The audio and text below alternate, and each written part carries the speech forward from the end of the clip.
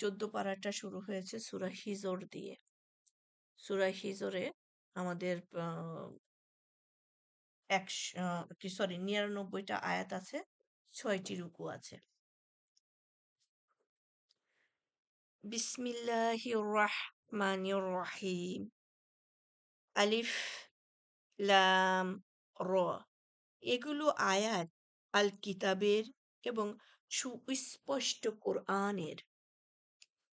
কাফেররা কোনো কোনো সময় আকাঙ্ক্ষা করবে যে যদি তারা মুসলিম হতো। আপনি তাদের ছেড়ে দিন, তারা খেয়ে নিক, ভোগ করে নিক এবং অলীক আশা তাদেরকে ডুবিয়ে রাখুক, যদি অতি সত্বর তারা প্রকৃত অবস্থা জানতে পারবে। আর আমি কোনো জনপদ ধ্বংস করিনি, কিন্তু তার জন্য একটি নির্দিষ্ট সময় লিখিত ছিল। কোনো জাতি তার নির্দিষ্ট সময়কে ত্বরান্বিত করতে পারে না এবং বিলম্বিতও করতে পারে না। তারা বলল, ওহে, যার প্রতি কোরআন নাজিল হয়েছে, তুমি তো এক উন্মাদ। যদি তুমি সত্যবাদী হও, তবে আমাদের কাছে ফেরেশতাদেরকে নিয়ে আসছো না কেন? আমি ফেরেশতাদেরকে যথার্থ কারণ ব্যতিরেকে নাজিল করি না। নাজিল করলে তখন তারা অবকাশ পাবে না। আমি স্বয়ং এ কোরআন নাজিল করেছি এবং আমি স্বয়ং এর হেফাজতকারী। আর আপনার পূর্বে আমি পূর্ববর্তী অনেক সম্প্রদায়ের কাছে রাসূল পাঠিয়েছিলাম। তাদের কাছে এমন কোনো রাসূল আসেনি যার সাথে তারা ঠাট্টা বিদ্রূপ করেনি। এভাবেই আমি অপরাধীদের অন্তরে বিদ্রূপ প্রবণতা সঞ্চার করে দেই। তারা কোরআনের প্রতি ঈমান আনে না, আর এ রীতি পূর্ববর্তীদের থেকেই চলে আসছে। আমি যদি তাদের সামনে আসমানের কোনো দুয়ার খুলে দেই এবং তারা সারাদিন তাতে আরোহণ করতে থাকে, তবুও তারা অবশ্যই বলবে, আমাদের দৃষ্টি বিভ্রান্ত ঘটানো হয়েছে, বরং আমরা জাদুগ্রস্ত হয়ে পড়েছি। সো এই সূরা হিজরের প্রথম রুকুতেই আমরা যে স্ট্রং মেসেজটা পেলাম, ডিসবিলিভাররা, যারা দাওয়াত নিতে চায় না, তাদের অজুহাতের কোনো অন্ত থাকে না। তাদের হাতে যত প্রুফ দিয়ে দেওয়া যাক, আল্লাহ স্বয়ং উনি বলতেছেন, তাদেরকে যদি আমি একেবারে আসমানের দরজাও খুলে দেই, জান্নাত সামনে নিয়ে আসি, ওনারা জান্নাতের ভেতর দিয়ে হাইটেও যায়, তখন বলবে যে আমি মনে হয় উন্মাদ হয়েছিলাম, অথবা আমার দৃষ্টি বিভ্রম হয়েছিল, অথবা আমি এতক্ষণ একটা স্বপ্ন দেখছিলাম, খুব সুন্দর একটা স্বপ্ন হয়েছিল। মানে এরা তারপরেও ঈমান আনবে না। এটাই হচ্ছে মূল ইয়া। সো ওই যার অন্তর আল্লাহর বাণীতে গলে না, তার অন্তর ওই প্রুফড এ কোনো কাজ হয়। কারণ সে যদি গলাতো, আল্লাহর মেসেজ বাণী যখন শুনেছে, তখনই তার অন্তরটা গলতো। তখনই সে বিশ্বাস করত। তখনই সে ঈমান আনতো। হুম? তার মানে এখান থেকে আমরা আরেকটা দাওয়াত নিচ্ছি, সেটা হচ্ছে আমরা ইয়ে করব না। ওর নাম কি? সবকিছু কোরআনের জায়গায়, কোরআনের বাণীর কাছে আমরা কোনো সময়ই আ উম ওটা কি বলে? সায়েন্স খুঁজবো না, প্রুফড খুঁজবো না, যে কি বলল, কেন বলল। ২ নম্বর রুকু। আর নিশ্চয়ই আমি সৃষ্টি করেছি আসমানে গ্রহ নক্ষত্র এবং তাকে সুশোভিত করে দিয়েছি দর্শকদের জন্য। আর আমি আসমানকে সুরক্ষিত করেছি প্রত্যেক বিতাড়িত শয়তান থেকে। যে আমরা জানি যে শয়তান সে কিন্তু ঊর্ধ্ব আকাশে গিয়ে যে ওই যে সমস্ত ফেরেশতারা যে কথোপকথন করছে, তাদের আজকের কাজ কি, তারা কোথায় কাজ করবে, কি করবে, সেটা এসে শয়তানরা ওটা শোনার চেষ্টা করে। শুনে এসে জাদু মানে বিদ্যার প্রসার ঘটায়। যে বলে যে, "দেখো আমরা সব জানি, আমি গায়েবের সংবাদ জানি, আমি গায়েবের কথা বলতে পারছি, আমি গায়েব জানি, আমি রব" ইত্যাদি, ইত্যাদি। সো এরকম করে আর যে কারণে আল্লাহ তার সিকিউরিটি ফেরেশতা রেখেছে, কোন শয়তান ঊর্ধ্ব আকাশে যেতে পারে না। যেতে বসলেই ওখান থেকে ওই হয়, অগ্নিস্ফুলিঙ্গ দিয়ে তাদেরকে আ হিট করা হয়। মানে থ্রো করা হয়। মনে করেন একটা গ্রহ দিয়ে ধরিয়ে নিয়ে মাইরে দিল ওর মাথার উপরে। ১৮ নম্বর আয়াত। কিন্তু কেউ যদি চুরি করে কোনো কিছু শুনে পালায়, তবে তার পশ্চাৎবদন করে এক উজ্জ্বল অগ্নিশিখা। ওই যে যেটা বললাম। হুম? যদি এরপরেও কোনো শয়তান চেষ্টা করে যে আমি ঊর্ধ্ব আকাশে যাই, একটু খবর নিয়ে এসে দুনিয়াতে বাহাদুরি করব। সাথে, সাথে কি হয়? অগ্নিশিখা। হুম? এমন জিনিস দিয়ে ওটাকে হিট করা হয়। ওই যে বললাম যে আমাদের দৃষ্টিকোণে মনে হচ্ছে মনে করেন একটা গ্রহ নিয়ে ধরেই মেরে দিল, থ্রো করে দিল।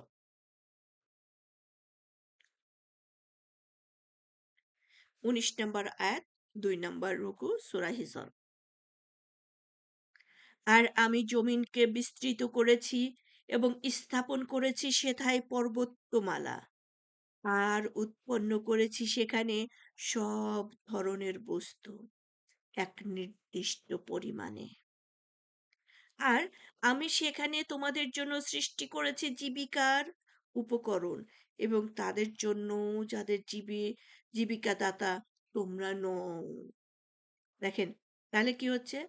আল্লাহ এই ১৯ এবং ২০ নাম্বার আয়াতে বলছেন যে এখানে আল্লাহ জমিন সৃষ্টি করেছেন, পাহাড়, পর্বত এগুলো দিয়েছেন, বৃষ্টি দিয়েছেন এবং সব ধরনের মানে বস্তু এক নির্দিষ্ট পরিমাণে আল্লাহ দিয়েছেন যেগুলো উৎপন্ন হচ্ছে। আর উৎপন্ন করেছি সেখানে সব ধরনের বস্তু এক নির্দিষ্ট পরিমাণ। আর কি হয়েছে? সেখান থেকে তোমরা জীবিকা পাও। আচ্ছা, এবং যাদের জীবিকার মালিক তোমরা নও, তারাও জীবিকা পায়। বলেন তো আমরা দায়িত্ব নিয়ে কয়টা পিঁপড়ার দায়িত্ব নিয়েছি ওদেরকে আজকে আমরা খাওয়াবো? কয়টা কেঁচোর দায়িত্ব নিয়েছি আজকে ওদেরকে খাওয়াবো? আমরা হয়তো গৃহপালিত কিছু বিড়াল, কুকুর পুষতে পারি। কিন্তু নিশ্চয়ই আমি গৃহপালিত কোনো পিঁপড়া পুষি না, কোনো কেঁচো পুষি না। কিন্তু ওদের রিজিকের মালিক কে?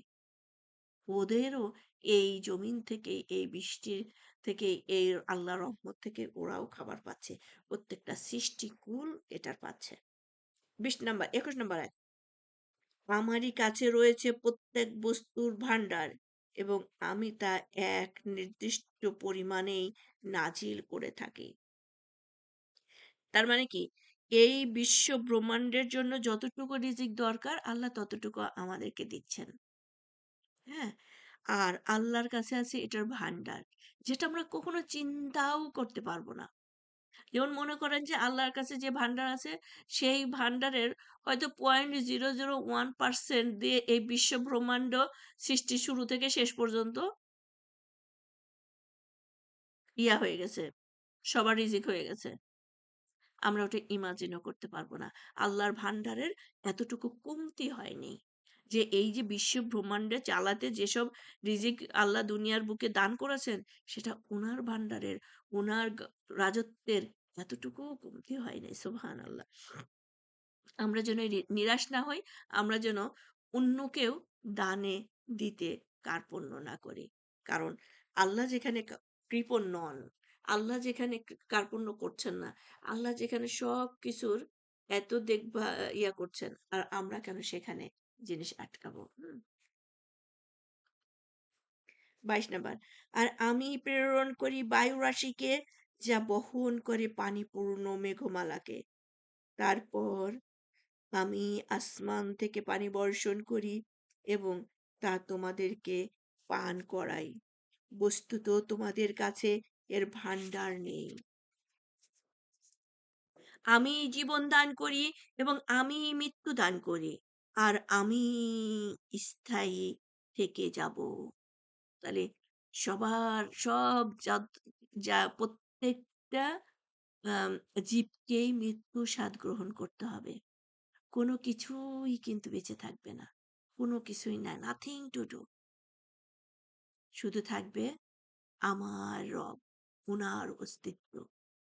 সেদিন আল্লাহ ছাড়া আর কোনো কিছুই থাকবে না, কোনো কিছুর অস্তিত্ব থাকবে না। সেদিন কার রাজত্ব? অনলি আমার রবের রাজত্ব। এখনো কার রাজত্ব? তারই রাজত্ব। আমাদের, আমরা আছি তার রাজত্বর একজন দর্শক হিসাবে। দেখছি, ভোগ করছি, আমরা সুবিধা নিচ্ছি। তার মানে সবার কর্তৃত্ব, ক্ষমতা চিরস্থায়ী নয়। অনলি আমার রবের কর্তৃত্ব, ক্ষমতা, স্থায়িত্ব, বরত্ব সবকিছুই আমার রবের। ২৩ নাম্বার, আর আমি জীবন দান করি এবং আমি মৃত্যু দান করি। আর আমি স্থায়ী থেকে যাব।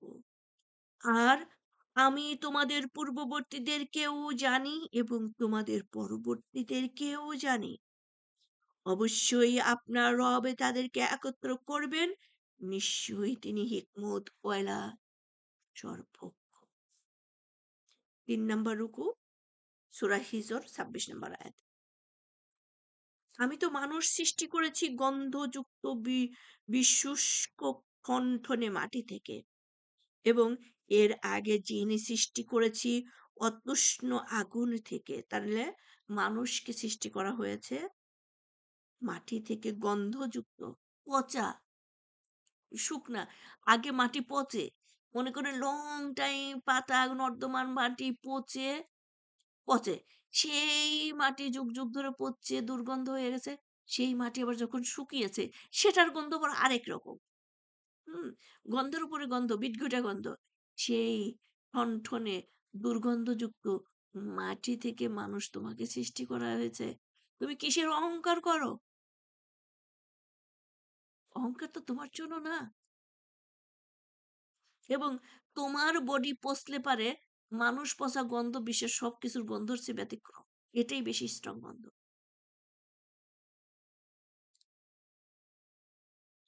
২৮ নম্বর আয়াত। স্মরণ করুন যখন আপনার রব ফেরেশতাদেরকে বললেন, আমি মানুষ সৃষ্টি করতে চাই দুর্গন্ধ বিশুষ্ক ঠনঠনে মাটি থেকে। তারপর যখন আমি তাকে ঠিকঠাক মতো গঠন করব এবং তার মধ্যে আমার রূহ থেকে ফুঁক দেব, তখন তোমরা তার প্রতি সেজদা অবনত হবে। তখন ফেরেশতারা সবাই একত্রে সেজদা করল, কিন্তু ইবলিস করল না। সে সেজদাকারীদের শামিল হতে অস্বীকার করল। আল্লাহ বললেন, হে ইবলিস, তোমার কি হলো যে তুমি সেজদাকারীদের শামিল হলে না? সে বলল, আমি এমন নই যে আমি এমন এক মানুষকে সেজদা করব যাকে আপনি সৃষ্টি করেছেন গন্ধযুক্ত বিশুষ্ক ঠনঠনে মাটি থেকে। আল্লাহ বললেন, তবে তুমি এখান থেকে বের হয়ে যাও, নিঃসন্দেহে তুমি বিতাড়িত। তাহলে আমরা এরকম অহংকার আমরা করি না? এই বেটা, তোর কি যোগ্যতা আছে তুই আমার পাশে বসবি? হুম, আরে ও তোর গা দিয়ে এটা, এ ওরা এত বড় স্ট্যাটাস কোত্থেকে পেলো, আমাদের সাথে আসছে, ইত্যাদি ইত্যাদি, তাই না? আমরা মানুষের মধ্যে ভেদাভেদ করি, উঁচু নিচু ভেদাভেদ করে। কেন করি? হয় তার শিক্ষাগত যোগ্যতা, নাই তার ক্যারিয়ার, নাই তার অর্থকড়ি, লাইক দিস। এটার নামই তো অহংকার। শয়তান অহংকার করেছিল একটাই, আমি আগুনের তৈরি আর ওরা মাটির তৈরি। তা গন্ধযুক্ত মাটির তৈরি, আমি ওকে সেজদা করব? এটা আমার সাথে যায় না। আমি এই আয়াত দুটো আবার পড়ছি, দেখেন কি হচ্ছে। আহ ৩২ থেকে পড়ি। আল্লাহ বললেন, হে ইবলিস, তোমার কি হলো যে তুমি সেজদাকারীদের শামিল হলে না? সে বলল, আমি এমন নই যে আমি এমন এক মানুষকে সেজদা করব যেখানে আপনি সৃষ্টি করেছেন গন্ধযুক্ত শুষ্ক ঠনঠনে মাটি থেকে। আল্লাহ বললেন, তবে তুমি এখান থেকে বের হয়ে যাও, নিঃসন্দেহে তুমি বিতাড়িত। আর অবশ্যই তোমার প্রতি লানত রইল কিয়ামত পর্যন্ত। সে বলল, হে আমার রব, আমাকে অবকাশ দিন পুনরুত্থান দিবস পর্যন্ত। আল্লাহ বললেন, অবশ্যই তোমাকে অবকাশ দেওয়া গেল নির্দিষ্ট সময়ের দিন পর্যন্ত, দ্যাটস মিন কিয়ামত পর্যন্ত। সে বলল, হে আমার রব, আপনি যেহেতু আমাকে বিপদগামী করলেন, সুতরাং আমিও দুনিয়ার মানুষের দৃষ্টিতে পাপ কার্যসমূহকে শোভন করে দেখাবো এবং তাদের সবাইকে পথভ্রষ্ট করে দেব। তবে তাদের মধ্যে যারা আপনার বাছাই করা বান্দা, তাদের ছাড়া। আল্লাহ বললেন, এটাই তোমার কাছে, সরি, এটাই আমার কাছে পৌঁছার সরল সহজ পথ। আমার বান্দাদের উপর তোমার কোনো ক্ষমতা নেই। তবে বিভ্রান্তদের মধ্যে যারা তোমার অনুসরণ করে, তাদের ছাড়া। নিশ্চয়ই জাহান্নাম হচ্ছে তাদের সবার নির্ধারিত স্থান। এর রয়েছে ৭টি দরজা। প্রতিটি দরজার জন্য তাদের নির্ধারিত ভাগ রয়েছে। তাহলে তুমি যাদেরকে মিসগাইড করবা, তারা আমার বান্দা না, তারা আমার অনুগামী নয়। আমার যারা অনুগামী বান্দা, তারা তারা আমাকেই ফলো করবে। আর তোমাকে যদি কেউ ফলো করে, দে আর নট মাই সেলার। তোমাকে ফলো করলে তুমি এবং তোমার ফলোয়ার সবাইকে জাহান্নামে যেতে হবে। সেই জাহান্নামের ৭টা দরজা আছে। আমরা বলি না ৭ জাহান্নাম? সেই বিভিন্ন দরজা দিয়ে বিভিন্ন পাপের অনুসারীরা ঢুকতে থাকবে, যারা শয়তানের অনুসারী। তাহলে শয়তান থেকে আমরা কিভাবে নিজেকে সেভ করব? কোরআনের অনুসারী হয়ে। যারা কোরআনের অনুসারী, কোরআনের হুকুমে চলে, তারাই তো আল্লাহর অনুসারী, তারাই রাসূলের। তাহলে কোরআন অ্যান্ড সুন্নাহ আমরা আঁকড়িয়ে ধরবো। মানে যার বুকে চাপটিয়ে ধরে না, আমলের মধ্য দিয়ে, জানার মধ্য দিয়ে, শেখার মধ্য দিয়ে। ৪ নাম্বার রুকু, ৪৫ নাম্বার আয়াত, সূরা হিজর। নিশ্চয়ই মুত্তাকিরা থাকবে জান্নাতে, যা হবে প্রস্রবণ বহুল। তাদের বলা হবে, তোমরা এখানে প্রবেশ করো শান্তি ও নিরাপত্তার সাথে। আমি দূর করে দিব যা কিছু বিদ্বেষ তার অন্তরে ছিল তা। ফলে তারা ভাইয়ের মতো পরস্পর মুখোমুখি হয়ে উচ্চাসনে বসবে। আল্লাহ, আপনি যাদেরকে জান্নাতবাসী করবেন, জান্নাতে দিবেন, জান্নাতের জন্য আপনি সিলেক্ট করবেন, এলিজিবল হবে। আল্লাহ, আমাদের সবাইকে তাদের মধ্যে শামিল করে নিন। আল্লাহ, আমরা যেন কেউ ভুলেও শয়তানের অনুসরণ না করি। আল্লাহ, আপনি আমাদের বংশধর, আমাদের পূর্বপুরুষ যারা ঈমান এনেছে, প্রত্যেক মুমিন মুমিনা, প্রত্যেক মুহসিন মুহসিনা, প্রত্যেক সিয়ামকারী, সিয়াম পালনকারী, কারিনী, আল্লাহ সবাইকে আপনি জান্নাতুল ফেরদৌস দান করুন। আল্লাহ, আপনার জান্নাতে জায়গা, আপনার বিশ্বব্রহ্মাণ্ড বা জান্নাতে তো জায়গার অভাব নাই। আপনি ছাড়া আমাদের কোনো রব নাই। আল্লাহ, আমরা শয়তানের অনুসারী নই। আমরা সাক্ষ্য দিচ্ছি আল্লাহ, আমরা তার অনুসরণ করি না।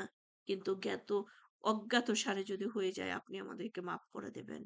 আল্লাহ, আমাদের অজ্ঞতাবশত আমরা শয়তানকে অনুসরণ করে ফেলি। কিন্তু আল্লাহ, ইচ্ছা করে করি না। আপনি আমাদেরকে মাফ করে দিবেন। আর আমরা যেন কোনো অবস্থাতেই জ্ঞাত এবং অজ্ঞতার জন্যও যেন আমরা শয়তানকে অনুসরণ না করি। আপনি আমাদেরকে হেফাজত করবেন।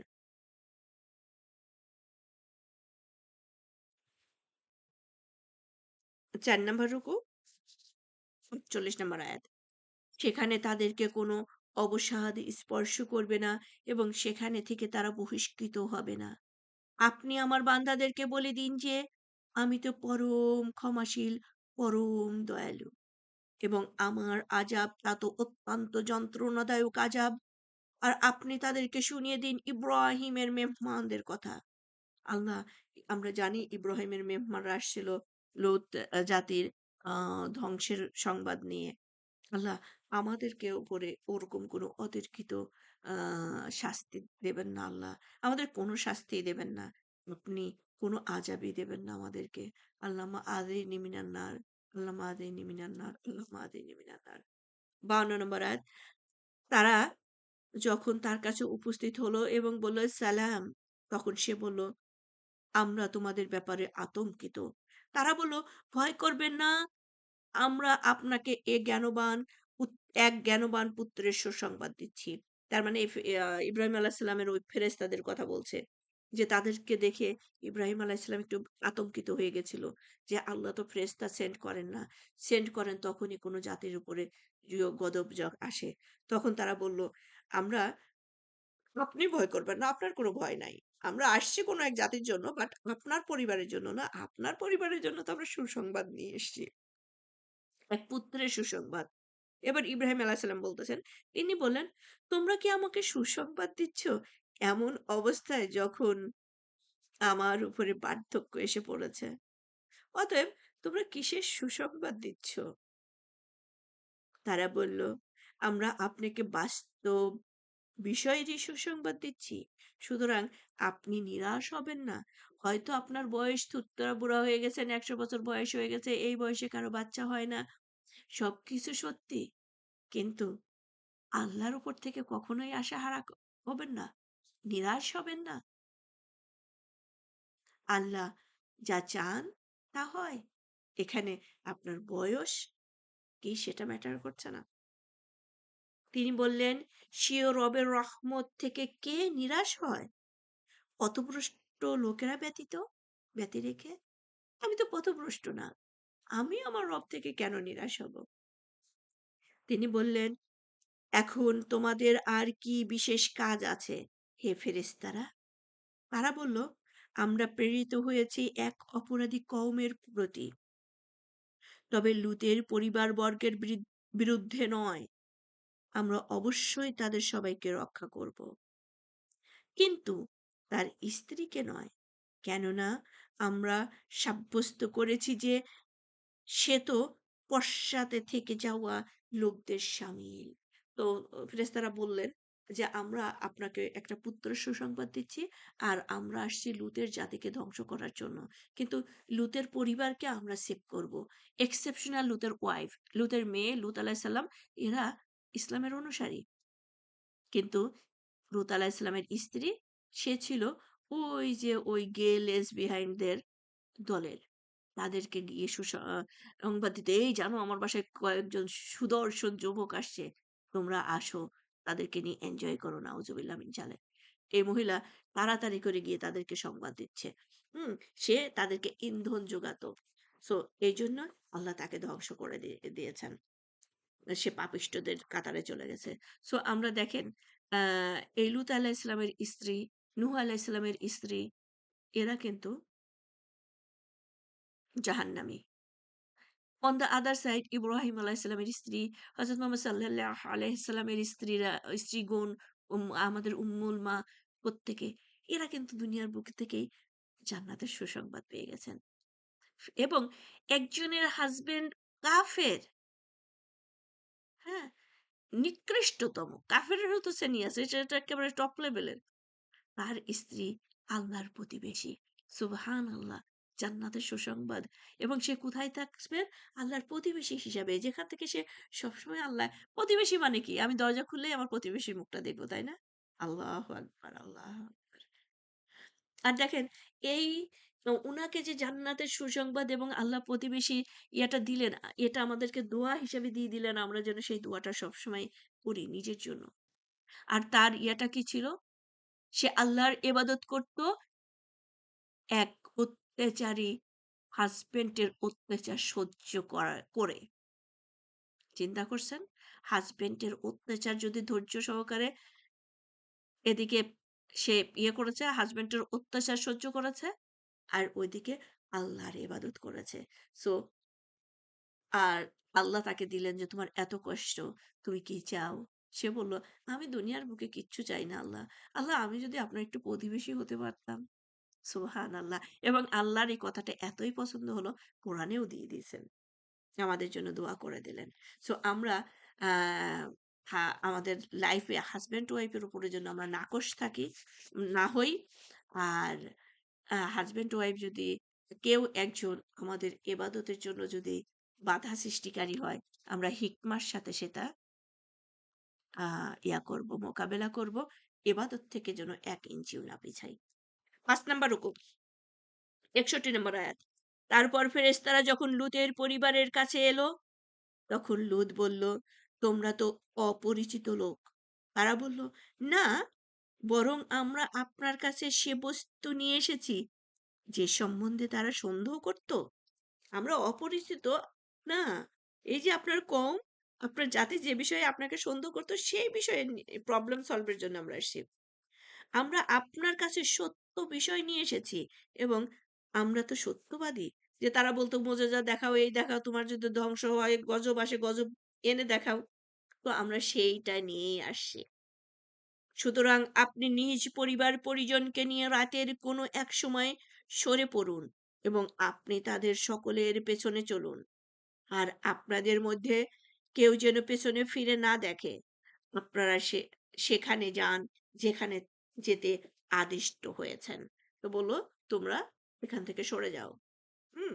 যেহেতু একের পুরা এরিয়া তছনছ করা হবে, সো এখান থেকে সরে যাও। আর আমি লূতকে এ বিষয়ে আদেশ দিলাম যে ভোর হওয়ার সাথে সাথে এদেরকে সমূলে কর্তৃত করে দেওয়া হবে। হুম? লূত আলাইহিসসালামের কাছে ওহী চলে আসলো যে ঘটনা এই। ও এই নগরী এবার ধ্বংস করা হবে। শহরের লোকেরা আনন্দ করতে করতে এসে উপস্থিত হলো। লূত বলল, এরা তো আমার মেহমান। সুতরাং তোমরা আমাকে অপমানিত করো না। ইন বিটুইনে লূত আলাইহিসসালামের স্ত্রী গিয়ে সবাইকে বলছে, জানো আমার বাসায় অনেকগুলো সুদর্শন যুবক আসছে। হ্যাঁ? তাড়াতাড়ি আসো যদি তোমরা এনজয় করতে চাও। পার্টি হবে, চলে আসো। তারা যখন আসলো এই যুবকের কাছে, যুবকদেরকে নেওয়ার জন্য লূত আলাইহিসসালাম বলল, তোরা নিস না, তোরা ইয়া করিস না, এরা আমার মেহমান, আমার মেয়েরা আছে, এদেরকে নে। হুম? এবার তারা বলতেছে,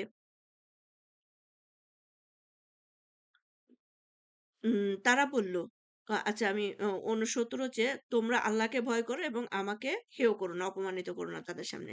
তারা বলল, আমরা কি আপনাকে সমগ্র দুনিয়ার লোককে মেহমান করা সম্পর্কে নিষেধ করিনি? এইসব সুদর্শন যুবক আপনার বাসায় মেহমান দরকার কি? আপনি তাকে মেহমানিত্ব করেন না, ছেড়ে দেন। আমাদের কাছে দিয়ে দেন। আমরা মেহমানিত্ব করব। নাউজুবিল্লাহ মিন জালিক। হুম? আপনি সবার দায়িত্ব নেবেন, মেহমানিত্ব করবেন। এটা এত দায়িত্ব আপনাকে কে দিল? ৭১ নাম্বার আয়াত। লূত বলল, তোমরা যদি কিছু করতেই চাও তবে এই আমার কন্যারা আছে। আপ আপনার জীবনের কসম, তারা তো আপন নেশায় মত্ত রয়েছে। তারপর সূর্যোদয়ের সাথে সাথে তাদেরকে পাকড়াও করল এক বিকট আওয়াজ। তারপর আমি সে জনপদটিকে উল্টে দিলাম এবং তাদের উপর বর্ষণ করলাম পোড়া মাটির প্রস্তর। খালি আল্লাহ উল্টায়ে দিল না। যে আমরা জানি পাহাড়ের দেখবেন যে স্তরে পাহাড়গুলো, তাই না? যে ওরা এমনই গভীরে তাদেরকে আল্লাহ নিমজ্জিত করে দিল, উল্টায় দুমড়ায় মুচড়ায় শেষ করে দিল এবং তার উপরে আরো অনেকগুলো স্তর পড়ে গেল। নিশ্চয়ই এতে রয়েছে অন্তর্দৃষ্টি সম্পন্ন লোকদের জন্য নিশ্চিত নিদর্শন। আর সে জনপদ লোক চলাচলের পথের ধারে অবস্থিত। অবশ্যই এতে রয়েছে মুমিনদের জন্য নিদর্শন। আর আইকাবাসীরও ছিল অবশ্যই জালিম। সুতরাং আমি তাদের থেকে প্রতিশোধ নিয়েছি আর উভয় কওমের জনপদ প্রকাশ্যে পথের পার্শ্বে অবস্থিত। তাহলে পথের পার্শ্বে মানে কি? দেখেন যেগুলো কমিউনিকেশন বা ইয়ার জন্য, তার মানে আল্লাহ এটুকু আমরা ইয়াতে বলছে যেটা পপুলারিটি আছে, মানুষ দেখতে পাচ্ছে নিদর্শন হিসেবেও কাছাকাছি, অথবা এক শব্দে আমরা যাদেরকে জানি। এখন যদি বলা যায় লস অ্যাঞ্জেলস, এক শব্দে ওয়ার্ল্ডের সবাই জানে। হুম? এই চিত্র জগৎ, মুভি জগৎ, বিনোদন জগতের সবার একটা স্বপ্ন থাকে, একবারের জন্যও যদি লস এঞ্জেলসে যেতে পারতাম। তাই না? যেমন প্রত্যেকটা মুসলিমের একটা স্বপ্ন থাকে, জীবনে একবারও যদি আমি কাবায় যেতে পারতাম। আর ওই জগতের লোকদের স্বপ্ন থাকে আমি যদি একবারও লস এঞ্জেলসে যেতে পারতাম। তার মানে পপুলারিটি আছে। সেরকম একটা তোমাদের কাছে নিদর্শন হিসাবে পাঠানো হলো। আল্লাহ চাইলেন ওটা পুড়িয়ে ছারখার করে দিলেন। এরপরেও কি তোমরা শিক্ষা গ্রহণ করবে না? রুকু নাম্বার ৬, সূরা হিজর, আয়াত নাম্বার ৮০। নিশ্চয়ই হিজরের অধিবাসীও রাসূলের প্রতি মিথ্যা আরোপ করেছিল। তাহলে এই যে আমরা হিজর পেলাম এটা একটা এরিয়া। হুম? ছামূদ জাতির ঘটনা। আর আমি তাদেরকে দিয়েছিলাম আমার তরফ থেকে নিদর্শনাবলী, কিন্তু তারা তা থেকে মুখ ফিরিয়ে নেয়। তারা নিরাপদ বাসের জন্য পাহাড় কেটে নিজেদের বাসগৃহ নির্মাণ করত। তারপর তাদেরকে পাকড়াও করলো এক বিকট আওয়াজ প্রভাতকালে। তখন তাদের কোনো উপকারে আসলো না যা তারা উপার্জন করেছিল। তো সামুদ জাতি এরা এতই ছিল, দেখেন, আর্কিটেক্টে প্রত্যেকটা জাতিই কিন্তু যে এখন যেরকম মনে করেন আমাদের এই জাতি কি চলছে, এক বাক্যে বলবো যে এই যে এই আপনার নেট, এই দুনিয়া, তাই না? ওরা আর্কিটেক্ট, মানে পাহাড় কেটে কেটে ওর মাঝখানে সিটি গড়ে তুলছে। এত সুন্দর, এত তো তারা কি মনে করতো, এখন যেরকম আমরা মনে করি এক ক্লিকে বিশ্ব আমার হাতে, আর কি আমাদের পিছানোর কিছু নাই। একবার চিন্তা করেন, এমনও তো হতে পারে ২০০ বছর ৫০০ বছর পরে মানুষ পরস্পর বসে বসে কথা বলবে। আচ্ছা জানো, বিংশ শতাব্দীতে যে মানুষ কি করত, এই এখানে কথা বলতেছে সেই অস্ট্রেলিয়ায় আমেরিকায় বসে বসে নাকি তাই শোনা যেত। এটাও কি কোনোদিন সম্ভব? তাদের মাথায় কি ছিল, কিভাবে করেছে? তার মানে কি প্রত্যেকটা যুগেই প্রত্যেকটা সময় এরকম থাকে, যেটা আমরা আজও যেরকম পিরামিডের ইতিহাস করতে পারি না, এটা কিভাবে সম্ভব? ওরকমই তারা সিটি কেটে তখনকার আধুনিকতা এতখানি পৌঁছে গেছিল। ৮৫ নম্বর আয়াত। আর আমি সৃষ্টি করিনি আসমান ও জমিনকে এবং এত উভয়ের মধ্যবর্তী যা আছে তা অযথা। আর অবশ্যই কিয়ামত আসবে। আপনি পরম সৌজন্যর সাথে তাদেরকে ক্ষমা করুন। নিশ্চয়ই আপনার রবই মহাস্রষ্টা, সর্বজ্ঞ। আর আমি তো আপনাকে দিয়েছি ৭টি আয়াত যা বারবার পাঠ করা হয়, এবং দিয়েছি মহাকুরআন। সুবহানাল্লাহ, দেখেন সূরা ফাতিহার কথা বলছে, আমি দিয়েছি ৭টি আয়াত এবং দিয়েছি কোরআন। তাহলে সূরা ফাতিহার মর্যাদাটা কোথায়? এবং যা আমরা প্রতিটা দিন একেবারে মিনিমাম ১৭ বার পড়ি, কিন্তু অসংখ্য বার পড়ি। কেন? প্রতিটা দিন আমরা আল্লাহর কাছে সাহায্য চাই, হেদায়েত চাই, জান্নাত চাই, রাইট প্যাথ চাই, কিভাবে গেলে আল্লাহর সন্তুষ্টি পাবো সেটা চাই। আমরা প্রতিটা দিন অসংখ্যবার আল্লাহর কাছে বলি, ওয়াদা করি বা ওথ নেই, আল্লাহ আপনার ছাড়া আমরা কারো ইবাদত করি না, শুধু আপনারই ইবাদত করি। প্রতিটা দিন আমি আল্লাহর সামনে দাঁড়িয়ে বলছি, আপনি রহমান, আপনি রহিম, আপনি বিচার দিবসের মালিক। আমাকে রাইট পথ দেখান, আমি যেন সেই আপনার রহমত ভাজনদের মধ্যে অন্তর্ভুক্ত হতে পারি। তাদের মতো যাদেরকে আপনি রহমতের ছায়াতলে রেখেছেন, আল্লাহ তাদের মতো না যারা পথভ্রষ্ট, দললেন হয়ে গেছে। এই কথাগুলো আমি প্রতিটা দিন অসংখ্যবার স্মরণ করছি, এবং আল্লাহ আমাদের জন্য ওটা স্মরণ করা ম্যান্ডেটরি করে দিয়েছেন। আর দেখেন, এটা বলছি, এটা প্রফেট মুহাম্মদ সাল্লাল্লাহু আলাইহি সাল্লামের উপরে কত বড় একটা আহ অনার সম্মান, এটা তাকে স্পেশালি দেওয়া হয়েছে তার উম্মার জন্য। আমরা যেন এটা সব সময় চাই এবং সব সময় করতে থাকি। আর সাথে কি দিয়েছেন? আল কোরআন। সুবহানাল্লাহ। এই ২ টা, মানে কোরআনকে আঁকড়ে ধরো, নবীর নির্দেশিত পথে ইনশাআল্লাহ জান্নাত পাবে। ৮৮ নম্বর আয়াত 88। আপনি চোখ তুলে ঐসব বস্তুর প্রতি দেখবেন না যা আমি তাদের বিভিন্ন শ্রেণীকে ভোগ বিলাসের জন্য দিয়ে রেখেছি এবং তাদের জন্য দুঃখিত হবেন না। আপনি মুমিনের জন্য সদয় ভাব পোষণ করুন। আপনি বলুন, আমি তো কেবল এক প্রকাশ্য ভয় প্রদর্শনকারী। যেমন আমি নাজিল করেছি বিভক্তকারীদের উপর, যারা নানাভাবে কোরআনকে বিভক্ত করেছে। সুতরাং কসম আপনার রবের, আমি অবশ্যই তাদের সবাইকে প্রশ্ন করব। তাহলে এই যে এই আয়াত সুপার ডেঞ্জারাস আয়াত 90, 91, 92, 91, 92 আমি আবার পড়ছি। যারা নানাভাবে কোরআনকে বিভক্ত করেছে। আচ্ছা, তাহলে 92।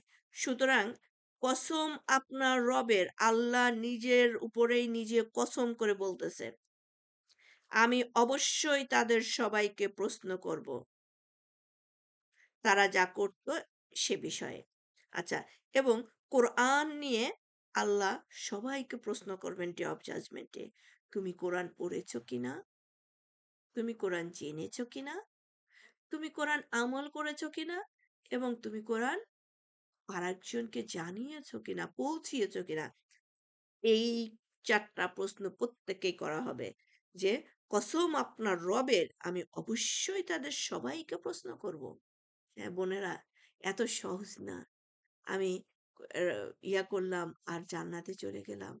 কোরআনের হক ফলো করলাম না, কোরআন পড়লাম না, কোরআন জানলাম না। কোরআনের আ হক তো আমাকে আদায় করতে হবে, তাই না? আর জান্নাত জাহান্নাম সেটা তো আল্লাহর ইখতিয়ার। আল্লাহ যাকে খুশি তাকে দেবেন। কিন্তু এই ৪ টা প্রশ্নের মুখোমুখি আমাদের প্রত্যেকের হতে হবে। ডিসিশন তো আল্লাহ নেবেন। রেজাল্ট তো আল্লাহ দিবেন। বাট আমরা এই ৪ টা প্রশ্নের উত্তর দেওয়ার জন্য রেডি তো? ৯৪ নাম্বার আয়াত। অতএব আপনি প্রকাশ্যে প্রচার করুন যা আপনাকে আদেশ করা হয়েছে এবং মুশরিকদের পরোয়া করবেন না। তাহলে কি? আমাদেরও দায়িত্ব, আমরা যেটা কিতাব পেয়েছি, যতটুকু জানি সেটা প্রচার করব। আমরা পিছু লোকে কি বলল ওই দিকে তাকাবো না। আমাকে কে বাধা দেয় সেটাই আমরা তাকাবো না। ৯৫ নম্বর আয়াত। আমি আপনার জন্য যথেষ্ট বিদ্রূপকারীদের বিরুদ্ধে, যারা আমার পিছে লেগেছে বা যারা আমার ক্ষতি করার চেষ্টা করে, বাধা দেওয়ার চেষ্টা করে, তাদের জন্য আল্লাহই যথেষ্ট। তারা আমাকে রুখতে পারবে না। সে যত বড় কাফিরই হোক, সে যত বড় শত্রুই হোক। যারা আল্লাহর সাথে অন্য মাবুদ সাব্যস্ত করে তারা অতি সত্বর জানতে পারবে। আর আমি তো জানি যে তারা যা বলে তাতে আপনার হৃদয় ব্যথিত হয়। এই কথা কিন্তু সবার জন্য। বা আমরা বলি না, দিনের কথা বলিস, কেন যে ওনারা নেয় না, কি যে মায়া লাগে, কত বোঝানোর চেষ্টা করি, তাকাই না, কান দেয় না। দেখেন, আল্লাহ এই কথাটা কোরআনে উল্লেখ করে দিয়েছেন। আমি তো জানি যে তারা যা বলে তাতে আপনার হৃদয় ব্যথিত হয়। বাট আপনি আপনার দাওয়াতি কাজ চালিয়ে যান। আপনি ইয়ে করেন। আ আর ৯৫ নম্বর আয়াতে বলল, আমি, আমি আপনার জন্য যথেষ্ট বিদ্রূপকারীদের বিরুদ্ধে। সো ওরা বিদ্রূপ করতেছে, করুক, মনে কষ্ট নেবেন না। ওদের জন্য আমি আছি। আপনি আপনার কাজ চালিয়ে যান। শুধু আপনার কাজ দাওয়াত দেওয়া, দ্যাটস ইট। তাহলে এটা আমার রাসূলকে যা বলেছেন, ওটা আমাদের জন্য দায়িত্ব। ৯৮ নম্বর আয়াত। সুতরাং আপনি আপনার রবের প্রশংসার সাথে পবিত্রতা মহিমা ঘোষণা করতে থাকুন এবং সেজদাকারীদের শামিল হয়ে যান। আর আপনার রবের ইবাদত করতে থাকুন যে পর্যন্ত না আপনার কাছে মৃত্যু এসে উপস্থিত হয়। সো আল্লাহ আমাদের লাস্ট ব্রেথ পর্যন্ত আপনার ইবাদত করার তৌফিক দান করুন। আমরা যেন লাস্ট ব্রেথ পর্যন্ত আপনার ইবাদত করতে করতে আমাদের জীবনের শেষ নিঃশ্বাসটা ত্যাগ করতে পারি। আমাদের নিঃশ্বাসের সাথেও যেন আল্লাহ আল্লাহ শব্দটা দিয়েই আমাদের নিঃশ্বাসটা যায়, যে আপনি এক, আপনি এক, আপনার কোনো শরিক নাই। আল্লাহ আমাদের নসিবে কলেমা তৈয়বা দান করুন। মৃত্যুর সময় যেন আপনার কালেমা পড়তে, পড়তে হাসি মুখে আপনার আ কাছে যেতে পারি। আপনার রহমতের ফেরেশতা দিয়ে আমাদেরকে নিয়ে যান। আমাদেরকে জান কবজ করুন। এই ছিল সূরা হিজর। সূরা হিজর থেকে অনেক কিছু পেলাম। আলহামদুলিল্লাহ। এবার আমরা সূরা নাহল পড়ব। সুবহানাল্লাহ কত পেজ?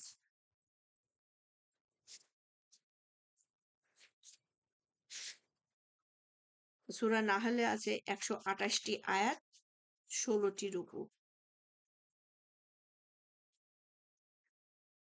বিসমিল্লাহির রাহমানির রাহিম। এসে গেছে আল্লাহর হুকুম। অতএব তোমরা এর জন্য তাড়াহুড়া করো না।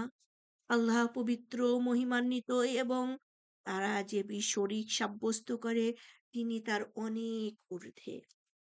তিনি স্বীয় নির্দেশে তার বান্দাদের মধ্যে যার প্রতি ইচ্ছে ওহী সহ ফেরেশতাদেরকে প্রেরণ করেন। এই মর্মে যে, সতর্ক করে দাও, আমি ছাড়া কোনো মাবুদ নেই। অতএব আমাকে ভয় করো। তিনি সৃষ্টি করেছেন আসমান ও জমিন যথাযথভাবে। তারা সে শরীক সাব্যস্ত করে তিনি তার অনেক ঊর্ধ্বে। তিনি সৃষ্টি করেছেন মানুষকে শুক্র থেকে, অথচ মানুষ প্রকাশ্যে বিতণ্ডাকারী হয়ে গেছে। তাহলে শুক্র মানে উম এর আগে আমরা পেলাম মানুষকে সৃষ্টি করা হয়েছে শুষ্ক গন্ধযুক্ত ঠনঠনে মাটি থেকে। আর এখন শুক্রর কথা বলল। হুম? আর এটাও একটা অপবিত্র জিনিস, তাই না? সেই আমাদের জন্ম একটা নাপাক পানি থেকে। তাহলে আমাদের কিসের এত আমরা অন্যের সাথে দ্বন্দ্ব বিনা আমাদের নিজের ইতিহাস তাকাই না? আর তিনি সৃষ্টি করেছেন চতুষ্পদ জন্তু, এতে রয়েছে তোমাদের জন্য শীতের সম্বল, আরো রয়েছে অনেক উপকার এবং তা থেকে তোমরা কিছু সংখ্যক খেয়েও থাকো। আর তোমাদের জন্য এদের মধ্যে শোভাও রয়েছে। যখন তোমরা সন্ধ্যাকালে এদেরকে চারণভূমি থেকে নিয়ে আসো এবং প্রভাতে যখন চারণভূমিতে নিয়ে যাও।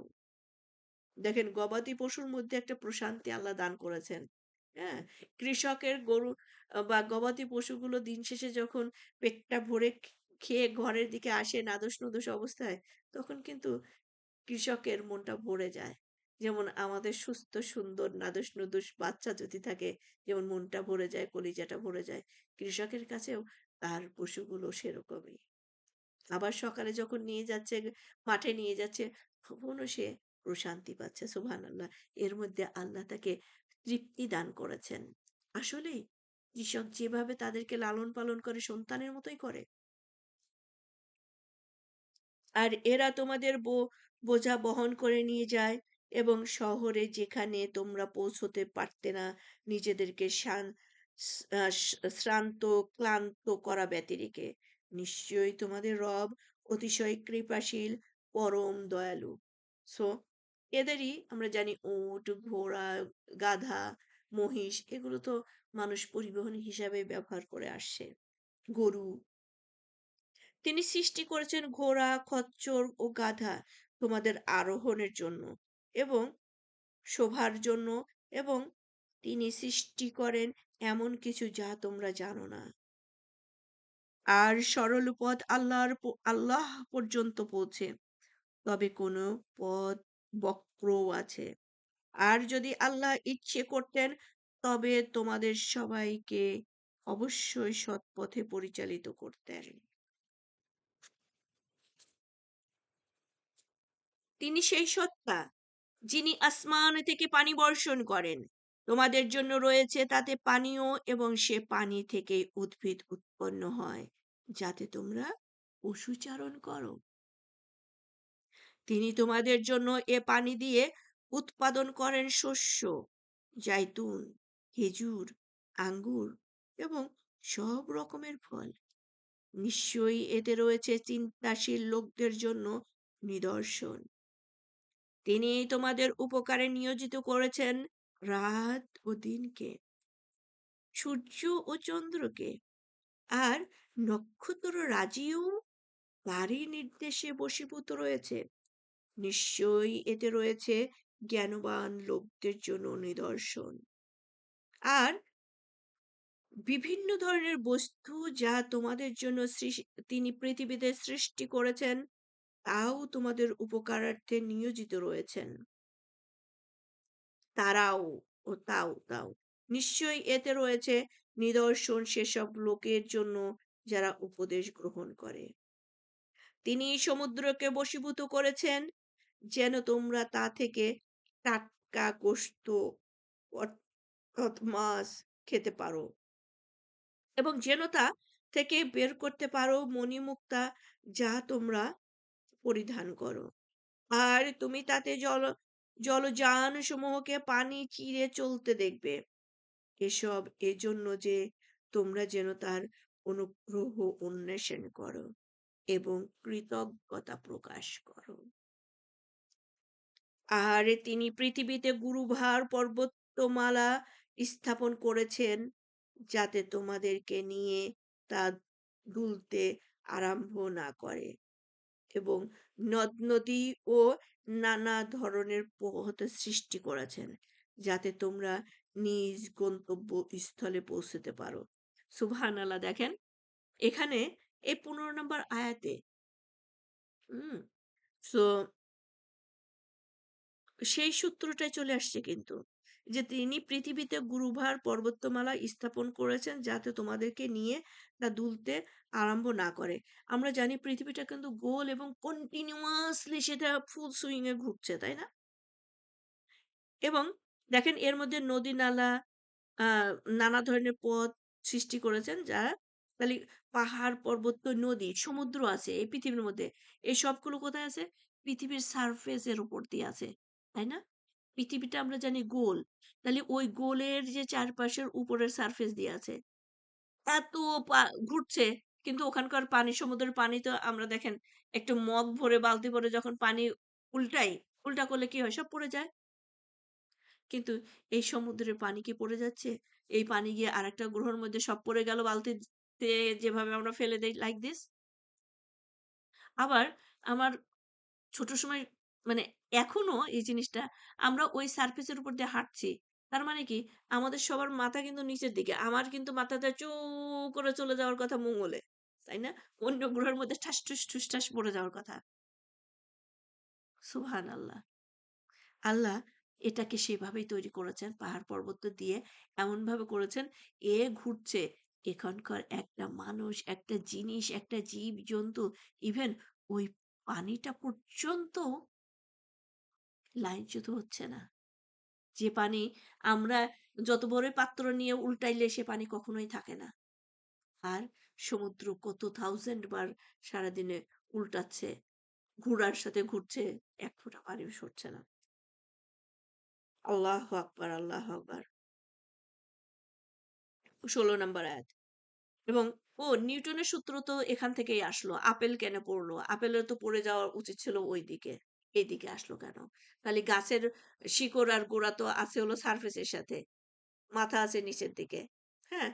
আপেলটা যাওয়া উচিত ছিল ওইসব গ্রহের দিকে।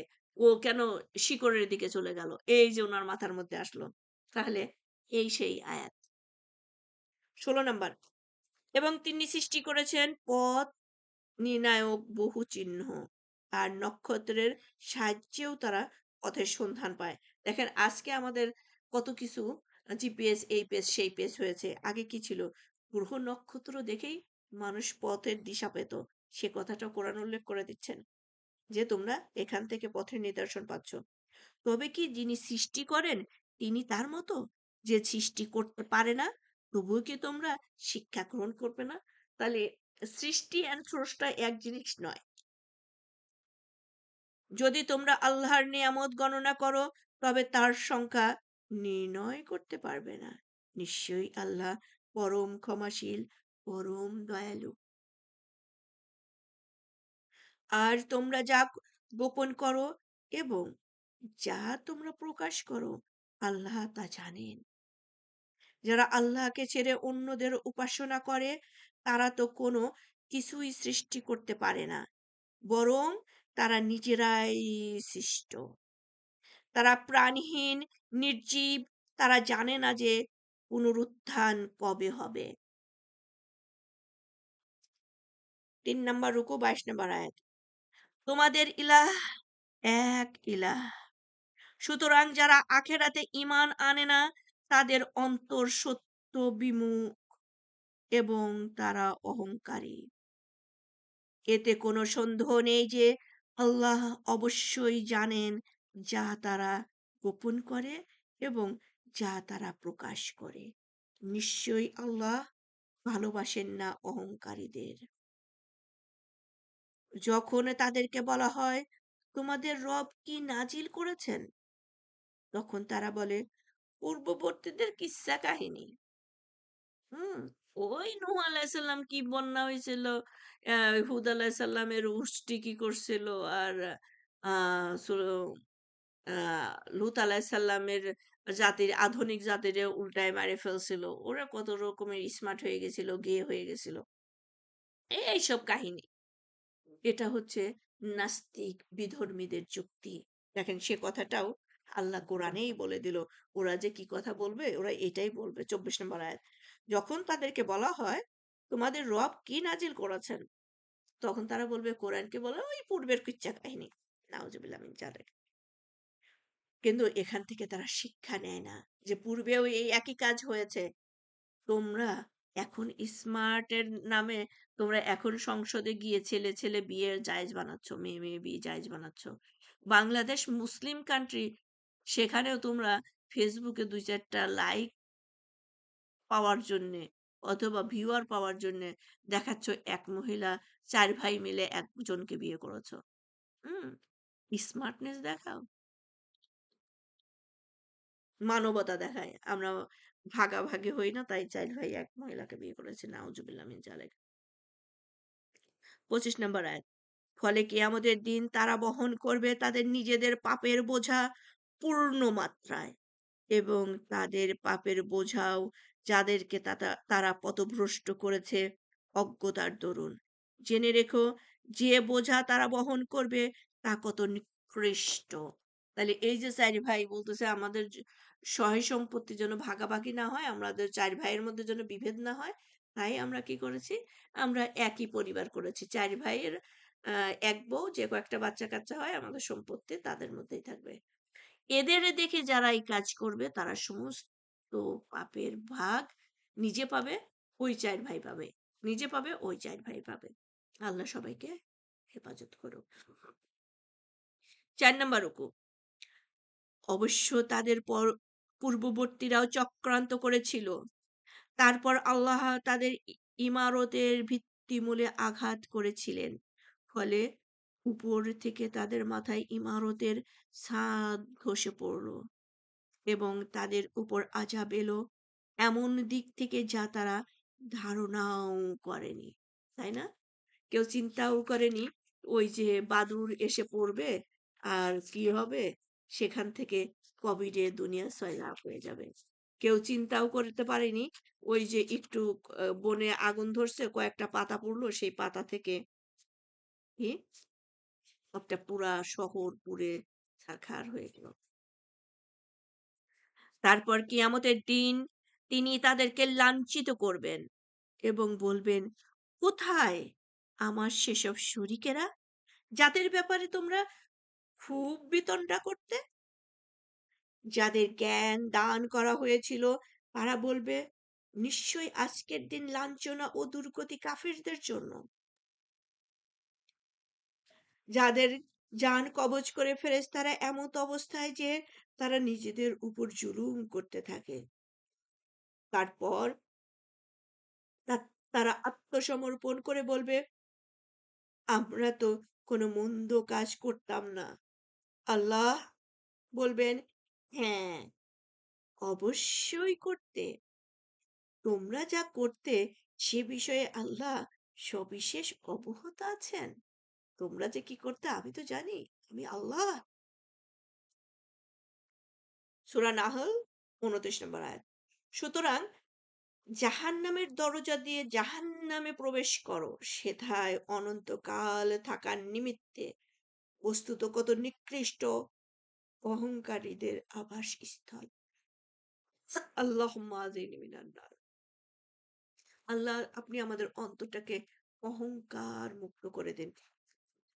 বিন্দু মাত্র সরিষা পরিমাণ অহংকার যেন আমাদের অন্তরে না থাকে আল্লাহ।